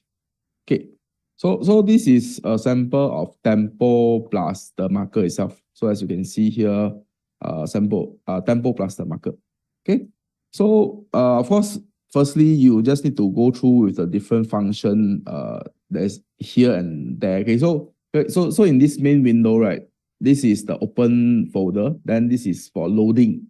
So the difference between these two, right, is that this one will not overwrite anything here, then just put in the data. Okay, this one will open a new data set. Okay, so this is loading. Then if you want to save this data as a file, you can just save this. Okay, so this is comment if you want to put there. Then this is quite important feature. So this is called a measured condition. So you click on this, then this is exactly the condition that's used to collect this data set. So this is also important for you when you're doing simulation. Okay, so this is for simulation purpose as well. Okay, so I'll close this. Okay, of course, you can just do print and so on. Okay, so this region is more for quantitative ESR measurements. So when you want to do some, like I showed you yesterday, so this is for signal, this is for marker. Okay, so the difference between using these two, right, is that because marker, as you can see, is a different phase from your signal itself. So if you want to integrate this, you should use this function. Okay, so that the integration will be positive. So if you use this to integrate this, you get negative area. Okay. Okay, so this is integration, standard unknown, blah, blah, blah. Then this one is just to zoom. Okay, so these are all zooming function. So you can do a plus or divide, or can just shift up and down. Okay, this is just something that you can explore. Okay, nothing very difficult. Okay, so these are very straightforward functions. Okay, so from here, this is if you are working with, if you are using a software with the spectrometer itself, so this CW will pull the data from the actual the data acquisition software to your data processing software. So this is what CW does. Okay, but for me, this is just a data processing software, so clicking this doesn't make any difference. Okay, just for information. Okay, so you also have the different value that's running, as you can see here in this field and G value. Okay, so from here you have this main sub and the resultant. Okay, so this is where you can do manipulation of your data.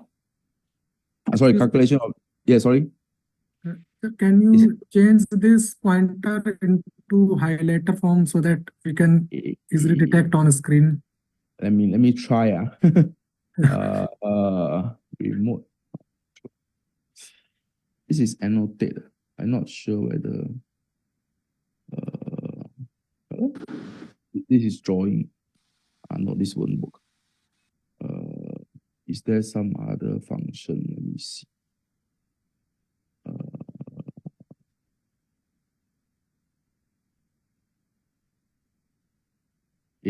Not very sure how to do this.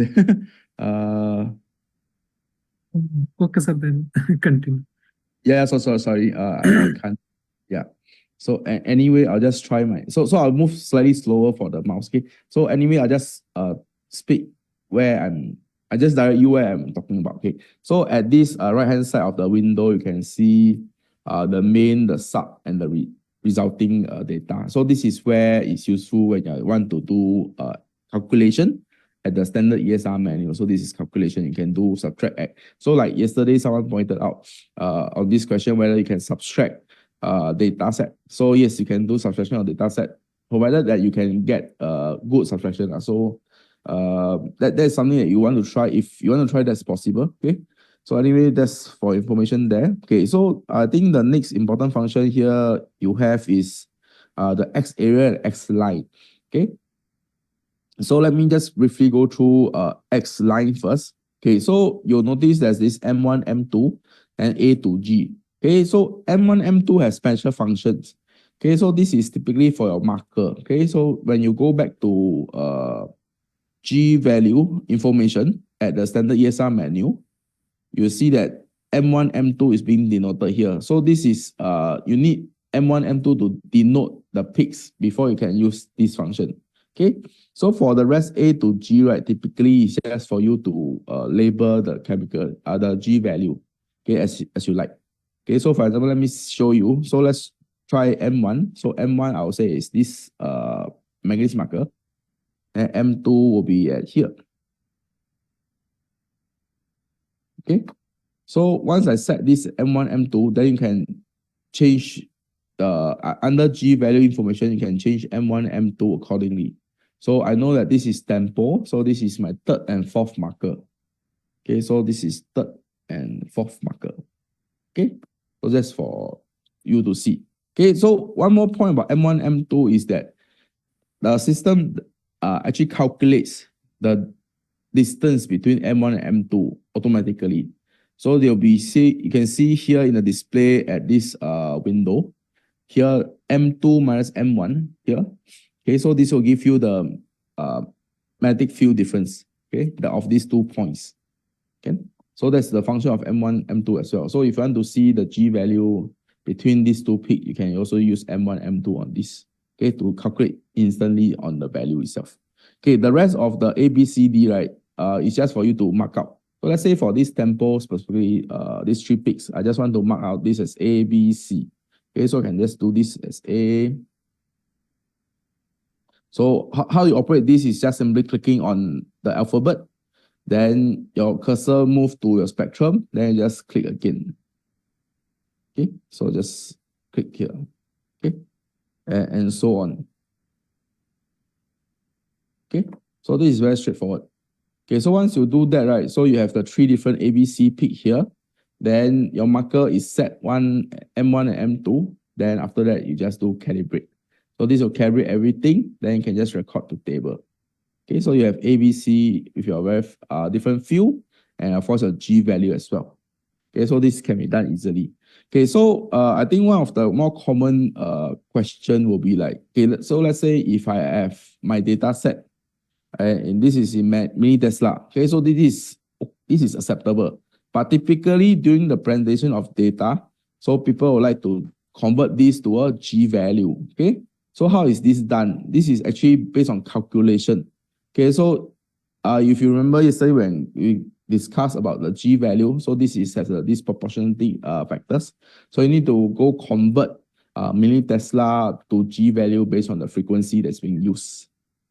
Okay, so this is just how some reports display the data in G value. So you can just actually convert the whole axis of mini Tesla to just G value.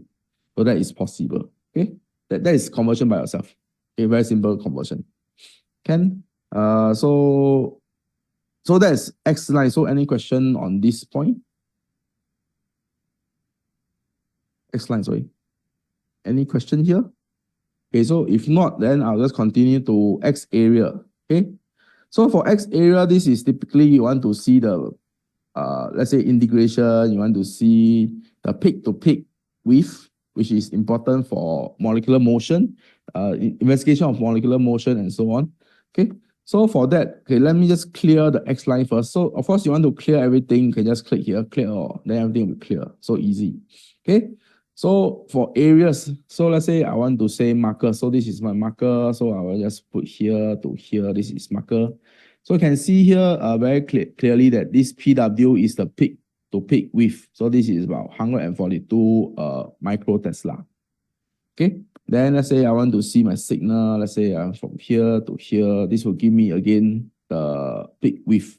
Okay, so of course to operate this is very straightforward. So anyway, 1 to 6 is just something like what you have from A to G. Okay, so these are just different labels that you can use to hide, to point, to pick up on your spectrum itself. Let's say I want to use 1 on this, and just do, I click on 1, then I go to my spectrum, I double click on the left border, and double click on the right border. So this will pull out the data for it. Okay, so you can have a peak width here, then of course there'll be some slight difference, so you can see there's a difference slightly. Okay, so that is how you just use X area in that sense. So this again is a very straightforward things. So again we go to modulation width. So just jumping back a bit. So someone asked yesterday about modulation width. So this is how we can see whether modulation width is reasonable, good or not. So you can see here now we know that the peak to peak for our signal itself is 384. This is 372. So when we just double check the modulation condition, this is about 0.35. So this is actually bigger than the modulation, the peak to peak width. So technically, to get a better spectrum, you can actually reduce the modulation width. So that you can get maybe better, more sharper signal. Of course, the limitation here, I will say that this Tempol spectrum is broader, also maybe because of concentration. So if you have too high of a concentration, just changing modulation width may not help you with achieving a good line width. So this is some consideration. So not always true that when you just reduce the modulation width here, you get a reduction of this. So this broadening can also be due to concentration difference. That's for information. So with that, let me just go through. So that's main sub. Anyway, I have one document for you that I'll share again. So yesterday I'll share. So I'll share everything once I'm done with the whole training package. So anyway, I'll just share this. So this is what we have done yesterday, the QESR. So I'll share this. So today I'll be going through this. So for this, anyway, there's just some highlight of, as in some points of what you can use, how you can use the software. So like I mentioned just now, M1, M2, A to G labeling and so on. So this is area, and the very important function that's in your software is this yellow I button here. So let's go through the next one here. Sorry, smoothing. So sometimes the spectrum is not very nice. Use very a lot of noise. Let's say a lot of wiggles. So you can do manipulation. You can do smoothing. So you can just smooth the whole spectrum, or you can just smooth area. So once you have selected the area, you would only smooth the area. So you can see here, if I do smoothing, you can see that the area is being smoothed out. The points here are not being smoothed out. So this is something that you may want or you may not want. So this is up to you. So if you want to smooth everything, you should just clear off. Then you can do smoothing together. See, everything is done together. So this is smoothing. So it's to help you get a nicer and less noisy spectrum. Of course, this is post-processing. So of course, if you want to get better signal, you can actually run more scan. So scan can be done in data acquisition side. So that I will not cover here. So if you are not sure how to do that, you can ask me later. So that's smoothing. So again, I'll go through the next point. So this is baseline correction. So I just want to repeat this again for discussion. So this is for baseline correction. So this data is relatively flat. So I'll just show you the same data again yesterday for baseline correction. So again, this data is not flat. So you can see the baseline is a bit distorted. So there's this high, this low. So let's say you want to do baseline correction for the whole spectrum. So no issue. You can either, so there's two options. One is just either clicking the show linear line. So you can see on the red line that's moving on the spectrum itself, whether this is a acceptable baseline for you. So if this is acceptable baseline, then you can just click baseline correct.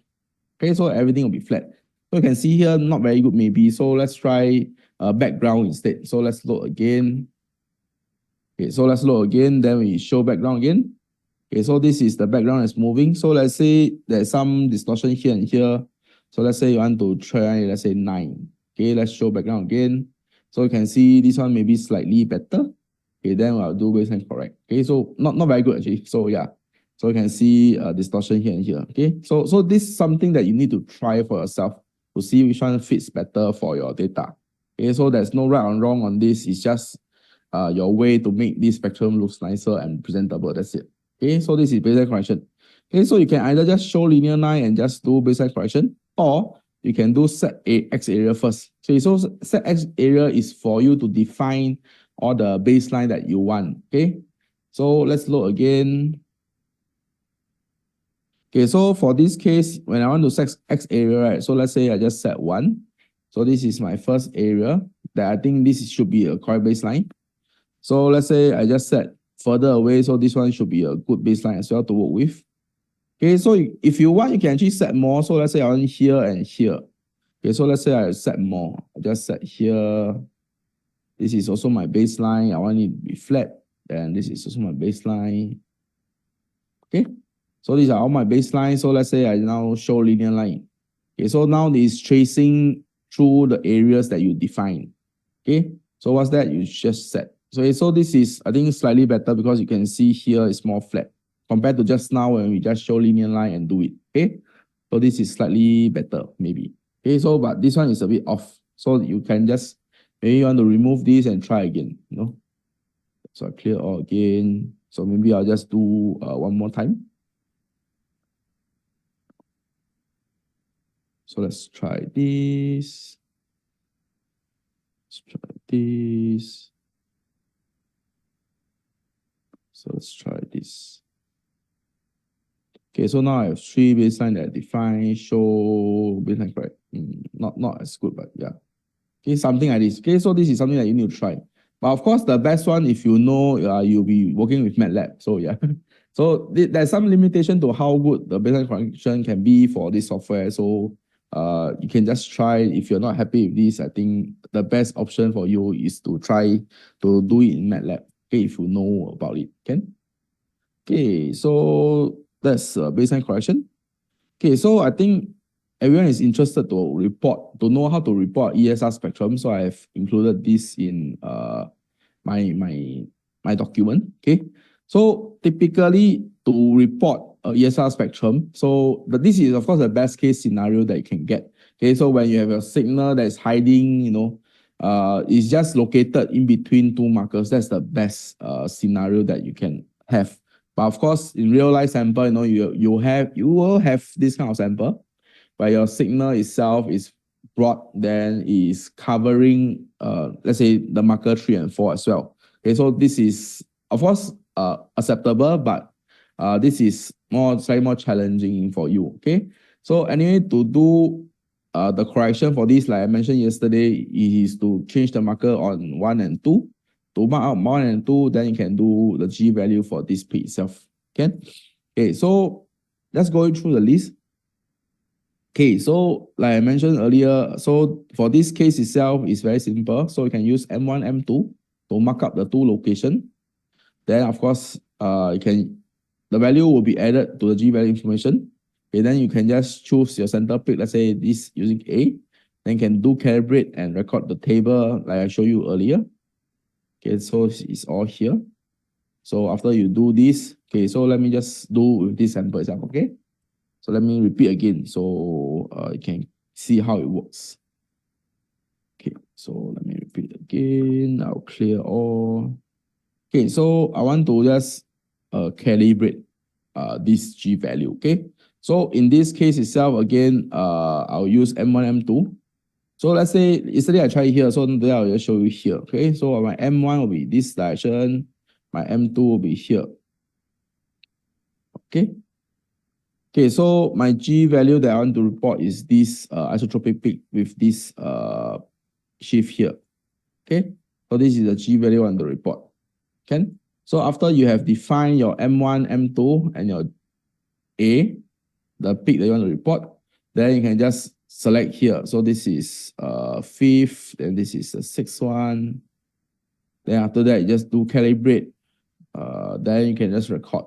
Okay, so this will give you now your G value, a G value of 2.004. Okay, so this value is here. You can just take this value and report this. Okay, that's very straightforward and simple. Okay, so of course, the information that you can report is 2. So one is your G value, the other one is your hyperfine coupling.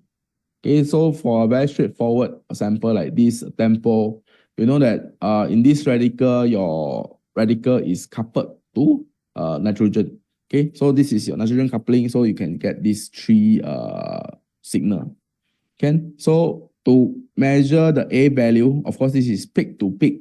So this is where your M1, M2 comes into play, and it's very useful. Okay, so I'll show you this how it operates.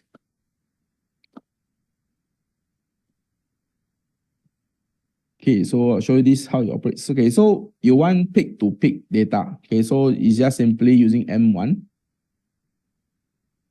Sorry, so just simply use M1, M2. Okay, so this is your hyperfine coupling. Okay, so you can just report this as 1.54. Okay, millitesla for your peak to peak hyperfine A. Okay, so of course, different radical will give you very different outcome and different spectrum. So that is up to you to interpret the data. So typically, all you need to write for your your report is just the G value and A value that is observed. But of course, if just was a single peak, then your life is very simple. So you can just report as a single G value. Then that will be that's it for the reporting. Okay. So any question to now? All clear? Can.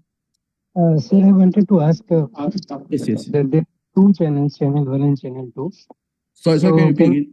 Know the application of these two channels. Sorry, can you repeat again? Sorry. Sir, there are two channels, channel 1 and channel 2. Okay. In the software. Can. So, okay, so I think I cannot show you here because not in the software. So yes, you point out a very good thing. So in the actual software itself, you'll see this channel 1, channel 2, correct? Okay, so the channel 1 is actually what is being recorded. So typically the channel 2 is set to second harmonics. Okay, so this is your second derivative of your line shape. Okay, so if you know what that is, then that's good. Okay, so but anyway, so just let me just show you a data with second harmonics. Look.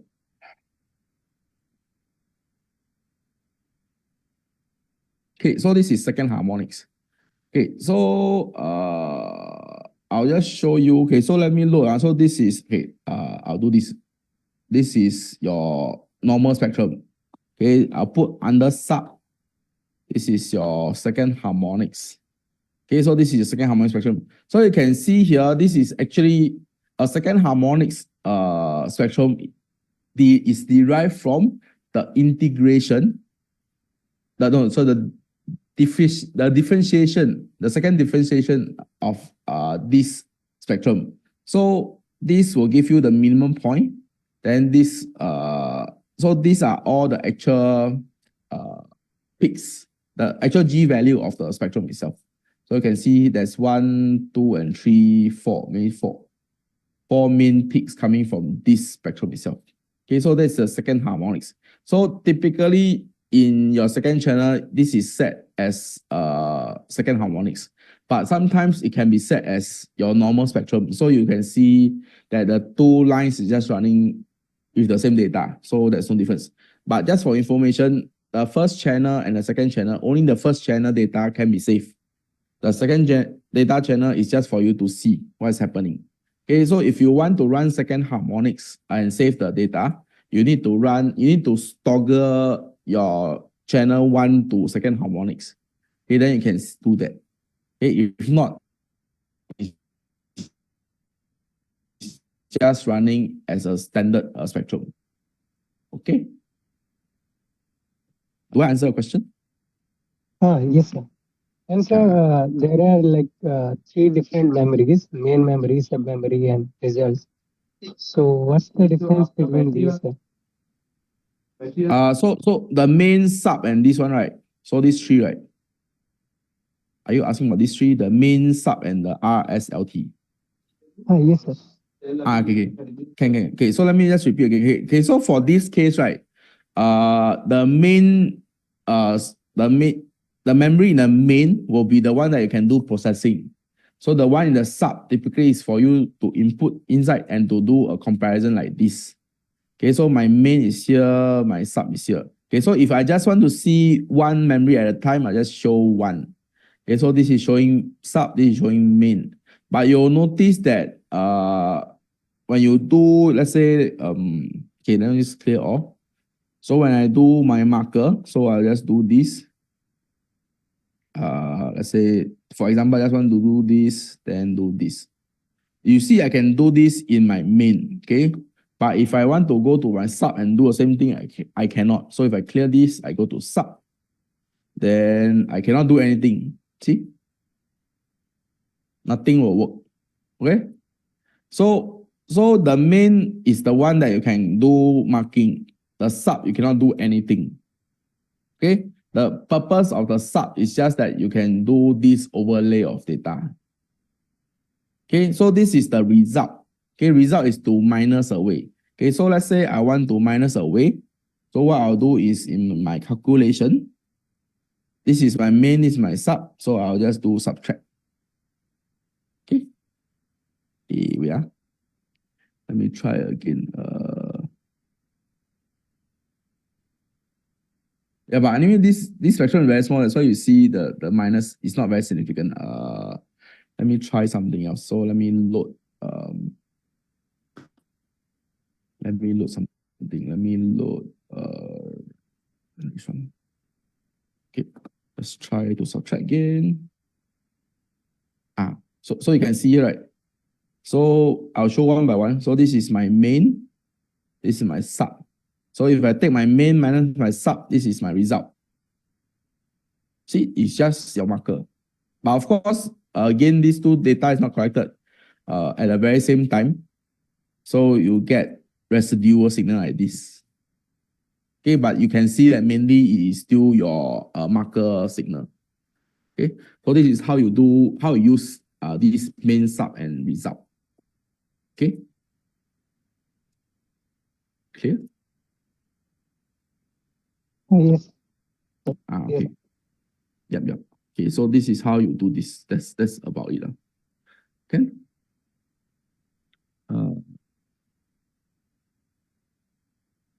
So any other question so far? Okay, okay.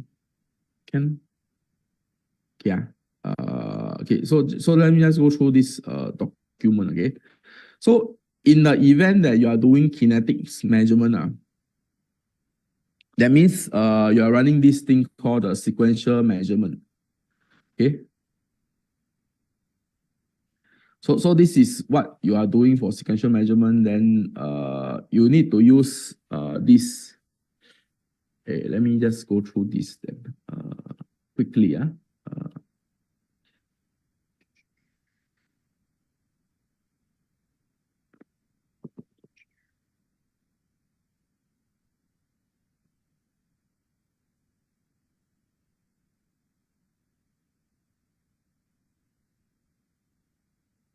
Hey, so if you happen to do sequential measurement, anyway, just for information, okay, so let's say just backtrack a bit, okay, backtrack a bit. Okay, so in the event, let's say your signal is very small, not very nice, okay, then you want to increase the signal to noise ratio. Okay, so you can actually just increase the total number of sweep from, let's say 1 to 8, then just change to 8. So in this case, your data will be collected 8 times and just compounded. So typically what you observe is that your signal intensity doesn't change, but your noise reduce. Okay. Okay, so this is what you are doing with increased sweep. Okay. So then let's go to this sequential measurement. So let's say if you want to run at different VT, so this can be so done. So this is the operating guide, how you do variable temperature control. So let's say you want to run one sample at let's say 50, 60, 70, 80, 90, 100. Okay, so this is how you can do control. So you can just follow this guide and so on. Okay, so if you're interested, then I can send you this, but typically if not, then until you need it, then we'll discuss on this. Okay, so the data processing for this is just slightly different. Okay, so file that you can get.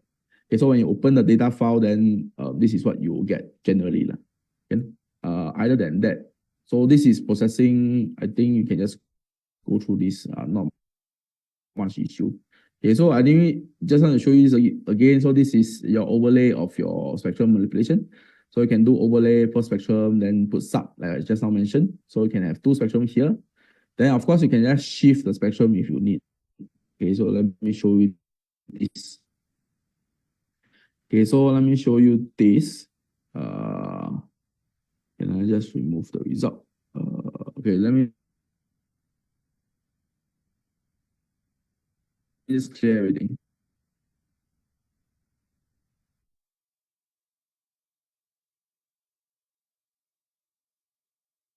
Let me just clear everything. Just open.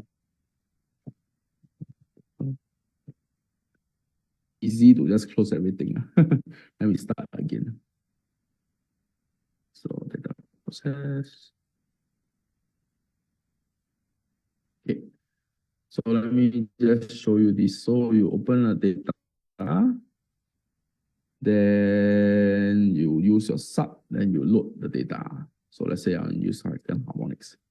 Okay, so in, let's say, just for example, if these two data is not aligned, then you want to align. Okay, so this also, so let's say this and this is very different. So one is very big, one is very small.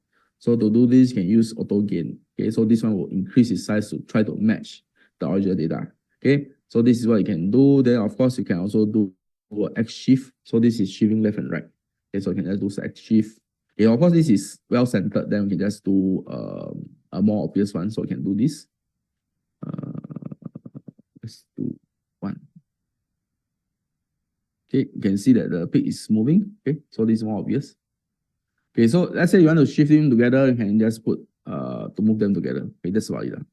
Then let's say the level is not matching, then you can do up and down as well. Yep. So this is the manipulation that you can do for these two data sets. Okay, so you can match them to display them. So of course, if you want to do overlay data that's one on top of each other, no, it's very simple. So let's say I just want to do one top of each other. So I want to show this kind of data. Yep. So this is my data set. Yep. So in this case, so I can show two data then in this format. Okay, so you can just print this as is. Okay. Yep. So anyway, manipulation of data is, I think, very straightforward. So that's about what I have.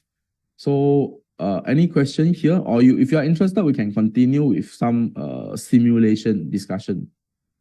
Okay. So data processing is just as it is, very straightforward. So any question here?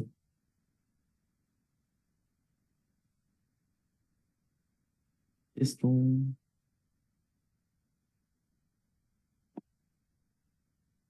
All clear?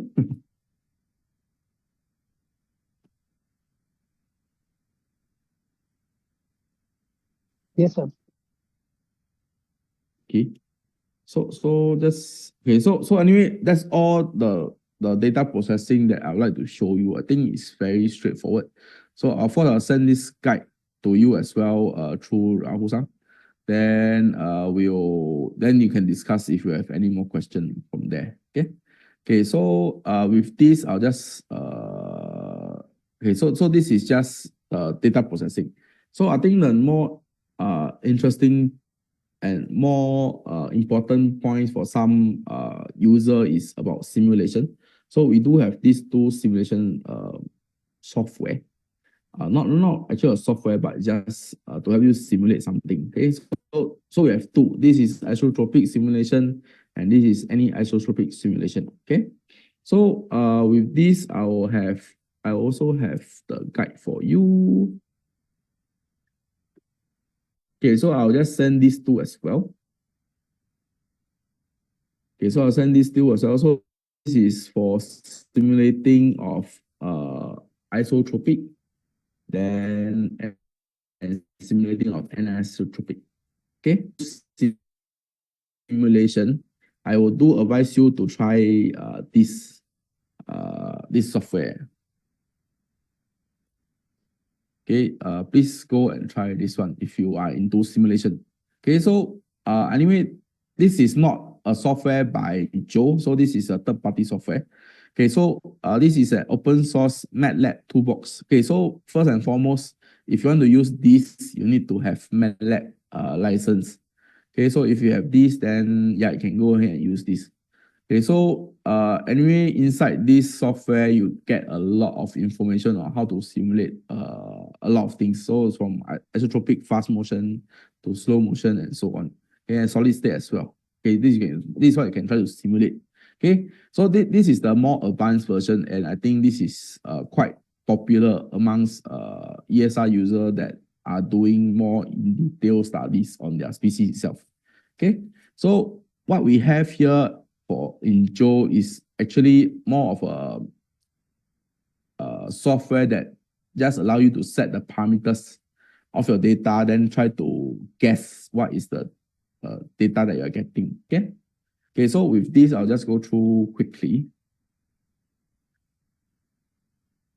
Okay, so here you see these two set. Okay, so again, this is just the radical number. So typically we simulate one radical for one sample. So of course, if you have more than one radical, you can try 2 or 3, but typically that get very complex very fast. So let's start with a very basic example of Tempol. Okay. Okay, so let's load Tempol again.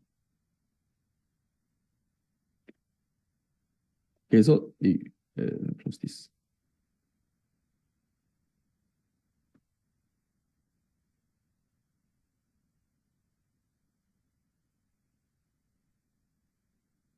Okay, so this is just a very straightforward sample of Tempol. So this is a Tempol radical.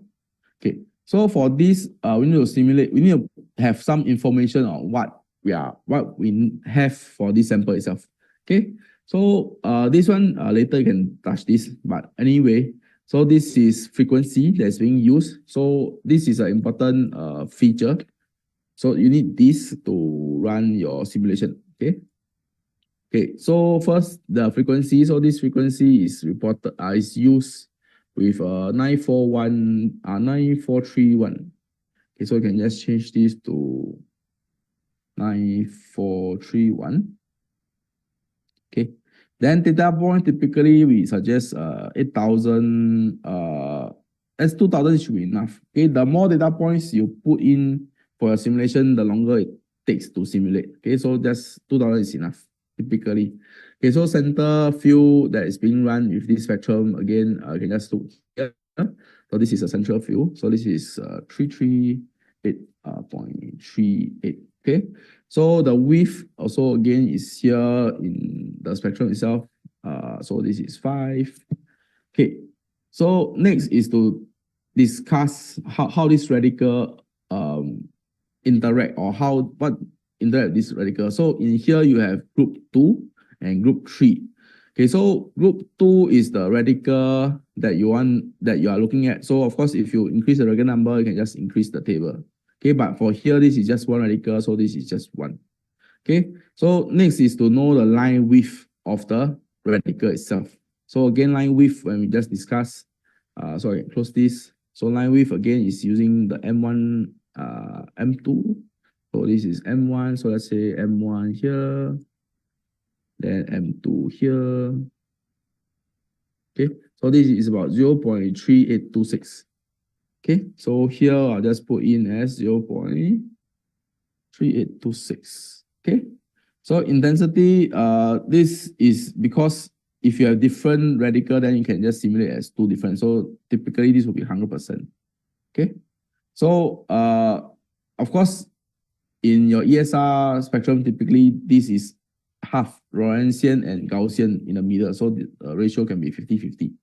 Okay, so then next you need to input what is the signal center. Okay, so signal center, again, you can just simply use your line. You can do this.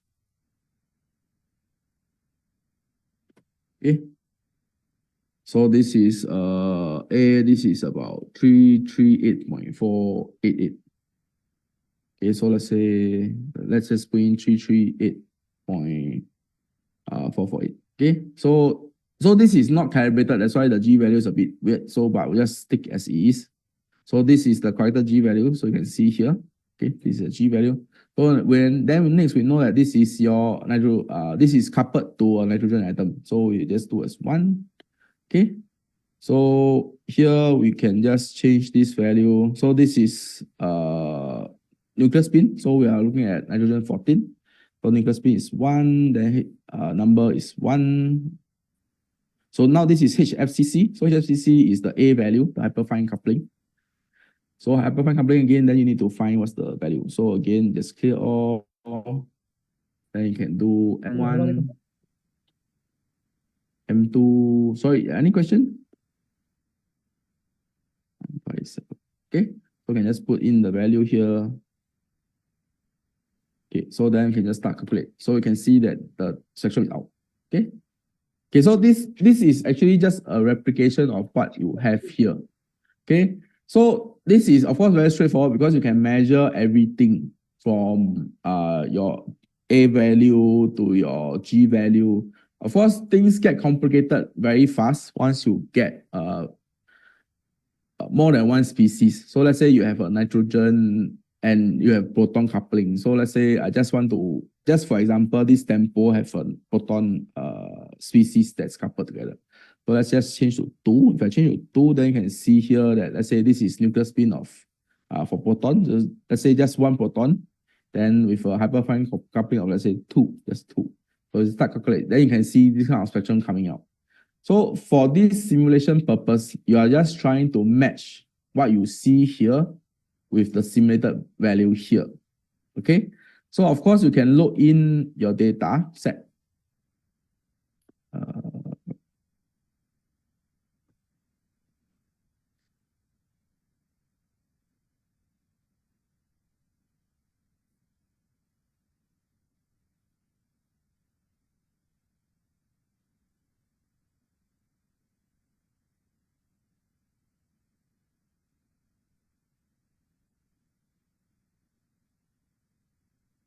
Sorry, open wave file. Sorry, so this is open wave file. So once you open wave file, then you can start calculate. Then okay, so now this is the actual file. Then this is your simulation. Then you can just adjust. Then you'll be placed there. Okay, so let's change this back to 1. Then adjust again. So you can see that the simulation is almost perfect. Okay, based on because we simply get the data from the spectrum itself. Okay, so in this exercise, the simulation purposes is just for you to guess what kind of nucleus, how design, what kind of nucleus is surrounding this radical, so that you can simulate something that's matching this spectrum out. Okay, so this is just a very straightforward introduction to isotropic simulation. Okay, so any questions so far?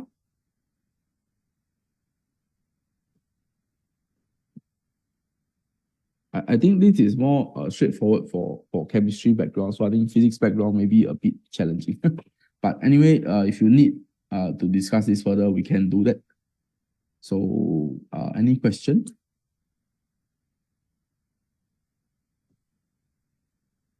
Are you all lost or just need some feedback? Yeah. No, sir, we are here, sir. Sorry? So we are here. Sorry, I can't get what you're saying, sorry. Can you go slow? You need me to repeat this or okay, or any question? Yes.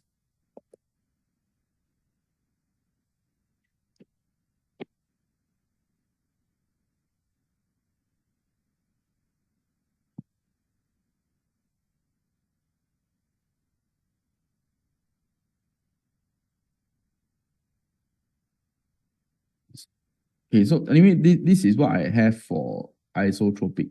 But as in, I'll just show you quickly what is anisotropic. Okay, so I hope everyone know what's the difference between isotropic and anisotropic. But anyway, if you're not very sure, let me just quickly cover this. Okay, so for isotropic, it means your spectrum is more symmetrical and well defined. So in anisotropic, you get your G to have different direction. Okay, so your G in the X, Y, and Z will be all different. So for this simulation in isotropic, you assume that all your G value is same. Okay, so I'll show you in your anisotropic. Okay, so this is now where your G value can be all different. So you have your GX, GY, GZ. Okay, your A and your S. Okay, so these are all different. So of course, if you are using the single crystal apparatus, you can include this theta step and phi step, okay, in your calculation for simulation. Okay. So the rest is almost similar to what you have in your isotropic. So of course, the other thing is your different directional axis. Then of course, if you know the anisotropic shape, is it axial or is it rhombic in nature, then you can also discuss that. Okay, so this is the calculation in that sense. Okay, so like I said, for data analysis, typically it depends on the sample. So of course, if you have very easy sample, no, these are very straightforward, easy to interpret. So once it gets very complicated, then no simulation can take days to do. Yeah. So me guiding you at this point is only to show you what you can do. So I hope you can practice more. Then if you have any question, you can always come back to me. Yeah. So yeah, so that's all I have for today's session, I guess. Any question that we can discuss? Yes, sir. Yes. So what if our spin density is not homogeneous, like it is inhomogeneous? So due to that, if there is a coupling between the spins, so can we do that using the software, sir? If your spin density is inhomogeneous within your sample, is that your question? Yes, sir. So can we do the simulation on that kind of sample, sir? I would think that is very challenging to simulate in general because I guess, okay, so that one I'm not very sure. I need to check for you on that.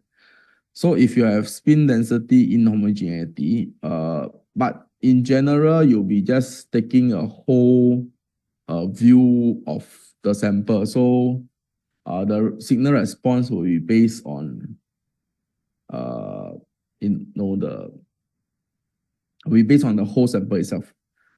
So I can only imagine that you'll get, maybe you have two different radical species, then that will give you a slightly different in intensity.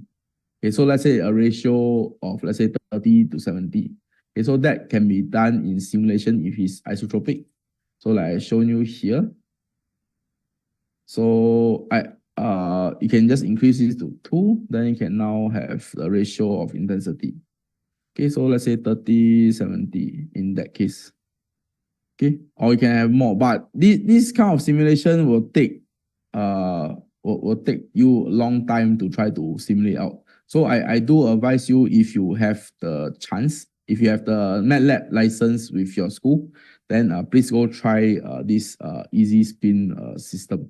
This software, so because this one can give you a lot of things with better simulation. Yeah, so I hope that answer your question. So yes. Yes, sir. Sir, sometimes when we do the measurement in ESR signal, so sometimes we get a hump kind of structure than the usual ESR signal. So, sir, I wanted to ask that what kind of like extra information that hump or unusual signal it can give us? You can see this? Yeah, I think, okay.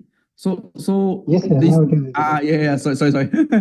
I forgot to share my screen. Okay. So okay, so your spectrum can look like anything else. Okay, so it's also possible to get spectrum like this. Okay, so this is possible. Okay, so then you can get signal that looks like this. That is also possible. So this, again, the point here is that this is asymmetrical in nature. Then this is coming from anisotropic effect of your sample itself. Okay, so that must be discussed when you get this kind of sample. Yeah, this kind of signal. Okay. Yeah. Then let's just like to show you this as well. So you do get data like this as well, which are very interesting but very complex. So you can get this kind of signal. Okay, if you're lucky. These are actually very nice spectrum. So they show you sorry so there's a lot of hyperfine coupling between the species and the radical itself. So you can get this kind of very complex structure. Yeah. So these are all normal. Yeah.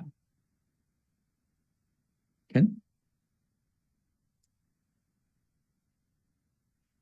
So there's any more questions? Can you please share the spin density calculation by importing Tempol and any unknown sample? Because in the yesterday we have seen with the Tempol itself, so it was 100%. So can you please show us any unknown signal also? Okay. So let me try. I don't have a data set for that, so let me see what I can show you. Okay, so okay, for example, if let's say this will not be a good data, but just for demonstration purpose. Okay, so I'll show demo data. So this is Tempol. Okay, so this is my Tempol. Okay, so let's say I want to integrate this first. So I'll just integrate this.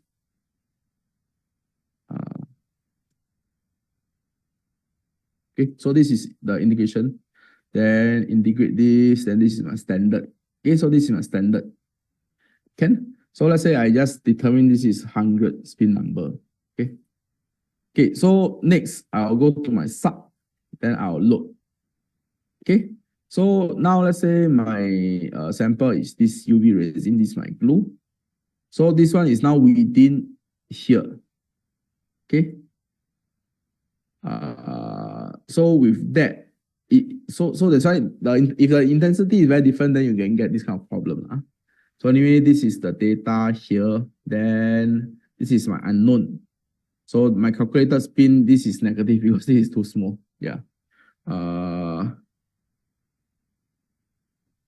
Yeah. So this is not a good option. Let me see whether I have anything else. Sir, I think in that case we need to shrink the window, I think. Then the signal will be visible. We need to... So you can say that again?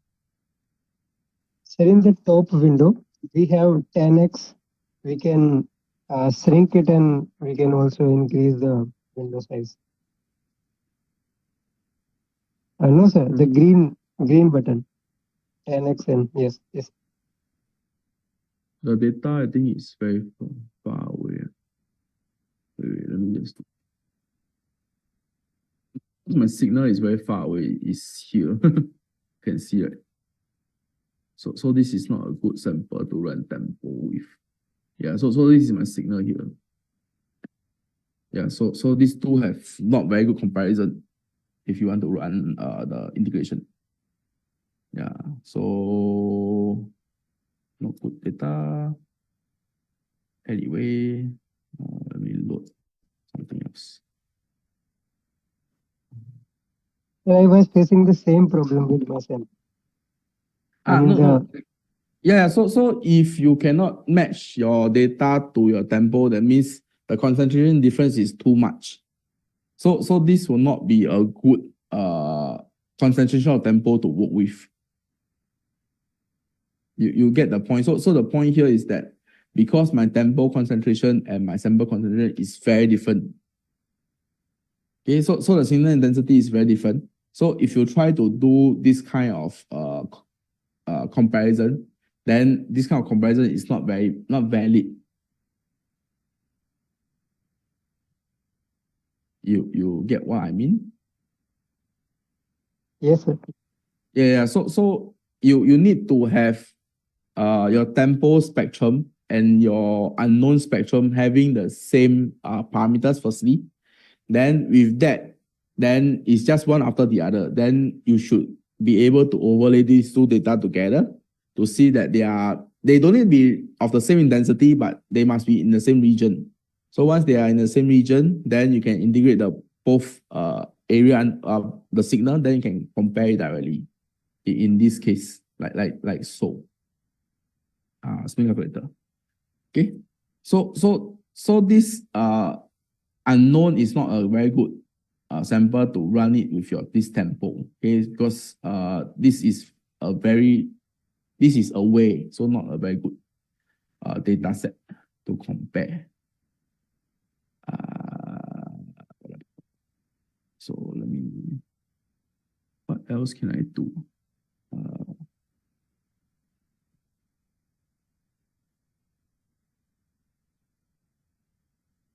Okay, so let's say I have another tempo, very small tempo.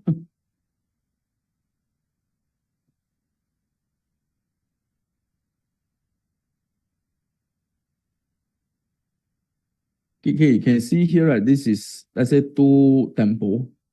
So this is my first tempo, then, okay, let me repeat this.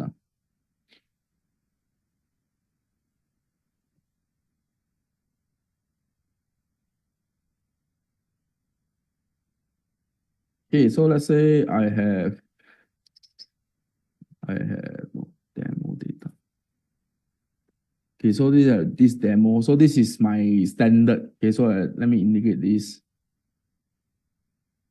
Okay, so integrate, this is standard. Then calculation, spin calculation.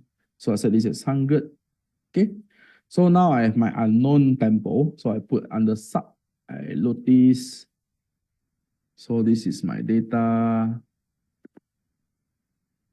Okay, so this is my data. Okay, so this is my other tempo. Okay, so this is my data. So this is the signal. So once you load in, you can see that this is checked, this is checked, this is checked. So you can see that the signal intensity integration is just below. Okay, so you can just calculate spin, and this is about 0.2 of the original one. Okay, so this is how you see. Okay, so let's say this is 100 and this is 0.2. So that's what you should have. Okay, so the observation range is important. So you need to fit your unknown and your tempo in the same range. Then that will work as it is. Okay. Yes, sir. Yep.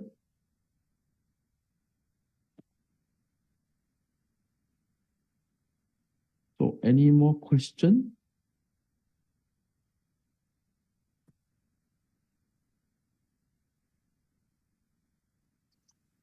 Sir, there is lots of doubt regarding this modulation width. So can you okay. please? Okay, so modulation with how to define this? Okay, so as I show you in this slide, right? Okay, so one of the key point about modulation width is that if you just increase modulation width as high as you want, the signal tends to get bigger. Okay, so but that comes at a cost. It costs your shape. It costs your signal. Cause your signal to become very broad and distorted. So this is something that you don't want. Okay, so this is something that you don't want. Okay, so what is the most ideal case? The most ideal case is that if you can measure the ESR signal line width. So the line width is the peak width that we mentioned earlier. So you use your M1, M2 and measure that. So if you can measure the peak width, let's say the peak width is 1 millitesla, then you should set only 1/3 of this peak width. So that is about 0.3 millitesla. And that should be enough for your modulation width. Okay, so that is one point about modulation width. So you can try to minimize to try to set. Okay, but of course, in the event that let's say the actual peak width is only 0.5. Okay, so if you reduce your modulation width to let's say 0.3, you still will be getting your signal to be roughly about 0.5 because that's the actual modulation width. Okay, so this value will drop if you change your modulation width. Can? So far so good. Are you still with me? Yes, sir. Okay. So this is one case. So when you drop the modulation width, the signal peak to peak will also change and get smaller. Okay, so that's one point. So but the other point is that the broadening is because of your sample nature. So your sample can have, let's say, a lot of oxygen, or as in your sample will have oxygen or let's say some moisture there, then this causes broadening of your sample. Okay, so when your sample is broadened, so no matter how you change your modulation width, this will not affect too much. Okay, so let's say you have very broad signal, you can use 1 meter if you want, or you use 2 meters if you want, because overall the line shape will still be the same. Okay, the modulation width will be about the same. Okay, so let's say the modulation width is about 5, and the line shape is about 5.